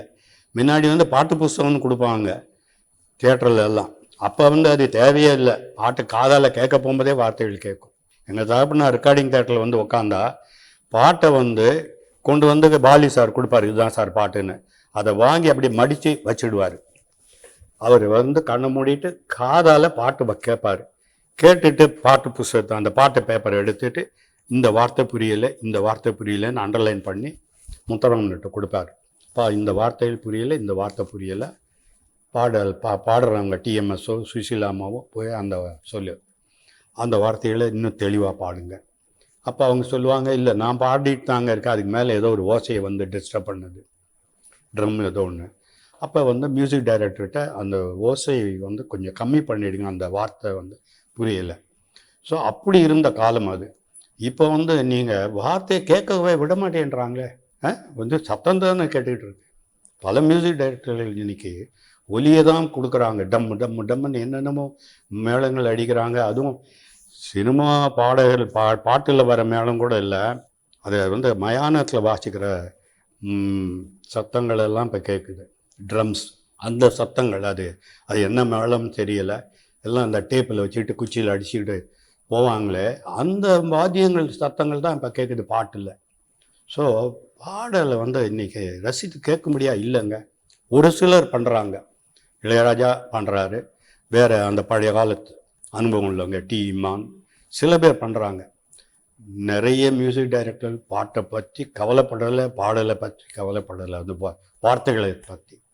அது ஒரு பெரிய குறை. அது மட்டும் இல்லை, மிக்சிங் எல்லாம் இப்போ என்ன ஆயிடுச்சு, சரௌண்டு மியூசிக்கில் கான்சன்ட்ரேட் பண்ணுறாங்க. மெயின் டயலாகு காதில் விட மாட்டேங்குது. என்ன சொல்கிறான் அப்படின்னு பக்கத்தில் இருக்கிறவன் கேட்குறான், பின்னாடி உட்காந்துருக்கவன் கேட்குறான். டைலாக் என்ன ஏன் சொன்னால் சத்தம் தான் கேட்குது, டைலாக் என்ன சொல்கிறான். ஏன்னா இந்த சரௌண்டில் போயிட்டாங்க, அட்மாஸ் சவுண்டில் போயிட்டாங்க. அது வந்து ரொம்ப ஒரு அந்த வளர்ச்சி சரியான வளர்ச்சி இல்லை. பாடகர்களில் யாரோட உங்களுக்கு நல்ல நெருக்கம்? எஸ்பிபி, பிபி சீனிவாஸ். பிபி சீனிவாஸ் ஒரு அருமையான சிங்கர், எஸ்பிபியும் அருமையான சிங்கர். அவரோட இருந்ததை விட நான் பிபிஎஸோட நிறைய எனக்கு தொடர்பு உண்டு. அவர் நிறைய எங்களுக்கு பண்ணியிருக்கா. ஹிந்திலேயே நாங்கள் அவரை அறிமுகப்படுத்தணும். ஹிந்தியில் ஒரு பாட்டு அவரும் லதா மங்கேஷ்கர் பாடி நானும் இருப்பேன் ஹிந்தியில், பூ போல பிறக்கும். அந்த பாட்டு வந்து ஹிந்திலையும் அவரே தான் பாடினார், பிபி சீனிவாஸ். அவர் ஒரு நல்ல டேலண்டட் சிங்கர். அவர் எனக்கு ரொம்ப பழக்கம் ஜாஸ்தி, அவரோட நெருங்கி பழகியிருக்கேன். டிஎம்எஸோட நெருங்கி பழகியிருக்கேன். டிஎம்எஸ் எங்கிட்ட ஒரு பாட்டை பற்றி குறையும் சொன்னார், இந்த பாட்டு மக்கள் மத்தியில் எடுப்படாதுன்னு சொன்னார். நாகேஷுக்கு பாடின பாட்டு. ஆமாம், நான் சொன்னேன், சார் இந்த பாட்டு படத்தில் நல்லா வரும், நான் சேலஞ்ச் பண்ணுறேன், நீங்கள் நல்லா பாடிடுங்க போதுன்னேன். அவர் வந்து நான் என் பாட்டை யாருக்காகவும் விட்டு கொடுக்க மாட்டேன், நான் நல்லா பாடிடுறேன், ஆனால் ஜனங்க தேட்டரில் உட்காந்து வைக்க வேண்டியது உங்கள் பொறுப்புன்ட்டு போயிட்டார். அதை உட்கார வச்சு பார்க்க வச்சது மாத்திரம் இல்லை, இப்போவும் எம்எஸ்வியை காமிக்க போகும்போது அவர் கண்டக்ட் பண்ணுறத தான் எல்லா சேனல்லையும் எம்எஸ்வின்னு காமிச்சா அவர் மியூசிக் கம்போஸ் பண்ணுறது கண்டக்ட் பண்ணுறது காமிப்பாங்க. அது சர்வசுந்தரத்தில் என்னால் உருவாக்கப்பட்டது. நான் சொன்னேன், எல்லோரும் சூட்டில் தான் வரணும், இது வந்து பக்காவாக நம்ம காமிக்க சார். ரெக்கார்டிங்கில் அங்கே அப்படி இல்லையேன்னாரு. அது பாயிண்ட் இல்லை சார், நம்ம சினிமாவில் காமிக்க போகும்போது இப்படி தான் நாங்கள் பண்ணுறோம்னு காமிக்கணும், அதுதான் எனக்கு ஒன்றுன்னு. அவர் கோஆப்ரேட் பண்ணார். எல்லோரும் அந்த மாதிரி யூனிஃபார்ம் போட்டு வந்து அவர் வாசிக்க அவங்க கம்போஸ் பண்ணுற மாதிரி க்ரியேட் பண்ணோம். ஸோ அது மாதிரி டிஎம்எஸ்ஸுக்கும் எனக்கும் அந்த மாதிரி சில விஷயங்கள். நல்ல நண்பர் அவர் வந்து அதே கண்களில் சில பாடல்கள் வந்து அந்த அவருடைய பாஷையிலே, அவர் சௌராஷ்டிரா மொழியிலேயே சொட்டுஜா சொட்டுஜா சொட்டுஜா தன்னவா தன்னவா தன்னவா அப்படின்னு, அது ஏதோ சௌராஷ்டிரா மொழியாம். அது வந்து பொம்பளை உரைத்தி இருக்கிறாளாம், பூதத்தை பார்த்து பயந்தாளாம், அந்த பாட்டில் வரும் அந்த வார்த்தைகள். அந்த மாதிரி அவர் நல்ல கோஆப்ரேட் பண்ண, அவரும் ஏஎல் ராகவனும். எல்லா மொழி பாட்டையும் நீங்கள் கேட்குறீங்க, வெஸ்டர்ன் மியூசிக் கேட்குறீங்க, ஹிந்தி கேட்குறீங்க, தமிழ் கேட்குறீங்க, தெலுங்கு கேட்குறீங்க. இதில் உங்களை கவர்ந்த மொழி பாடல் அப்படின்னா எதை சொல்கிறீங்க? எனக்கு வந்து அந்த கேஎல் சைகால் பாடின பாட்டு ரொம்ப பிடிச்சதுங்க. मैं क्या करूं क्या ताने ना ताने ना தனனா தனனா தனனா தரரரரரா தாதனனா அப்படின்னு வரும். ரொம்ப அருமையாக பாடியிருப்பார் கேஎல் சேகால். எனக்கு அது எம்எஸ்வி கேஎல் சேகாலை பற்றி சொன்னதுக்கப்புறம் நான் வந்து வரிசையாக கேஎல் சேகால் பாட்டெல்லாம் கேட்க ஆரம்பித்தேன். அதில் எனக்கு ரொம்ப பிடிச்சது இந்த பாட்டு. பங்கஜ் மல்லிக்ன்றவர் மியூசிக் அமைச்சு கேஎல் சேகால் பாடியிருக்கிறார் அந்த பாட்டு. 1940களில் வந்த பாட்டு. அது இப்பவும் இதில் இருக்குது யூடியூப்பில். அடிக்கடி நான் அதை கேட்பேன். அது ஒரிஜினல் பெங்காலி, இப்போ வந்து ஹிந்தியில் அவங்க பண்ணாங்க. அது ரெண்டையும் நான் கேட்பேன். ரொம்ப அருமையான பாடல் அது. ஒரு நாளில் எத்தனை மணி நேரம் இசையை கேட்பீங்க? நான் இப்போ முக்கால்வாசி நேரம் என்னோடது வந்து பொழுதுபோக்கு இசை தான். எல்லா மியூசிக்கும் நான் கேட்பேன். வெஸ்டர்ன் மியூசிக் மாத்திரம் இல்லை, சைனீஸ் மியூசிக், ஜாப்பனீஸ் மியூசிக், எல்லா டைப் ஆஃப் மியூசிக்கையும் நான் கேட்பேன். எனக்கு அந்த மியூசிக் கேட்குறதுல ஒரு தனி இன்பம். அது இன்ஸ்ட்ருமெண்டல், பாடுறது, வோக்கல் சாங்ஸ் எல்லாமே கேட்பேன். எல்லா மொழிகள் பாட்டையும் கேட்பேன். ரொம்ப நன்றி. ரொம்ப நன்றி உங்களோட சந்திச்சதுக்கு. நம்ம ரசிகர்களோட ரொம்ப ரொம்ப சந்தோஷம். பரபரப்பான சினிமா செய்திகள், நட்சத்திரங்களின் பேட்டிகள், சினிமா வரலாறு ஆகியவற்றை பார்க்கவும் படிக்கவும் உங்களுக்கான இணையதளம் tourantalkies.co.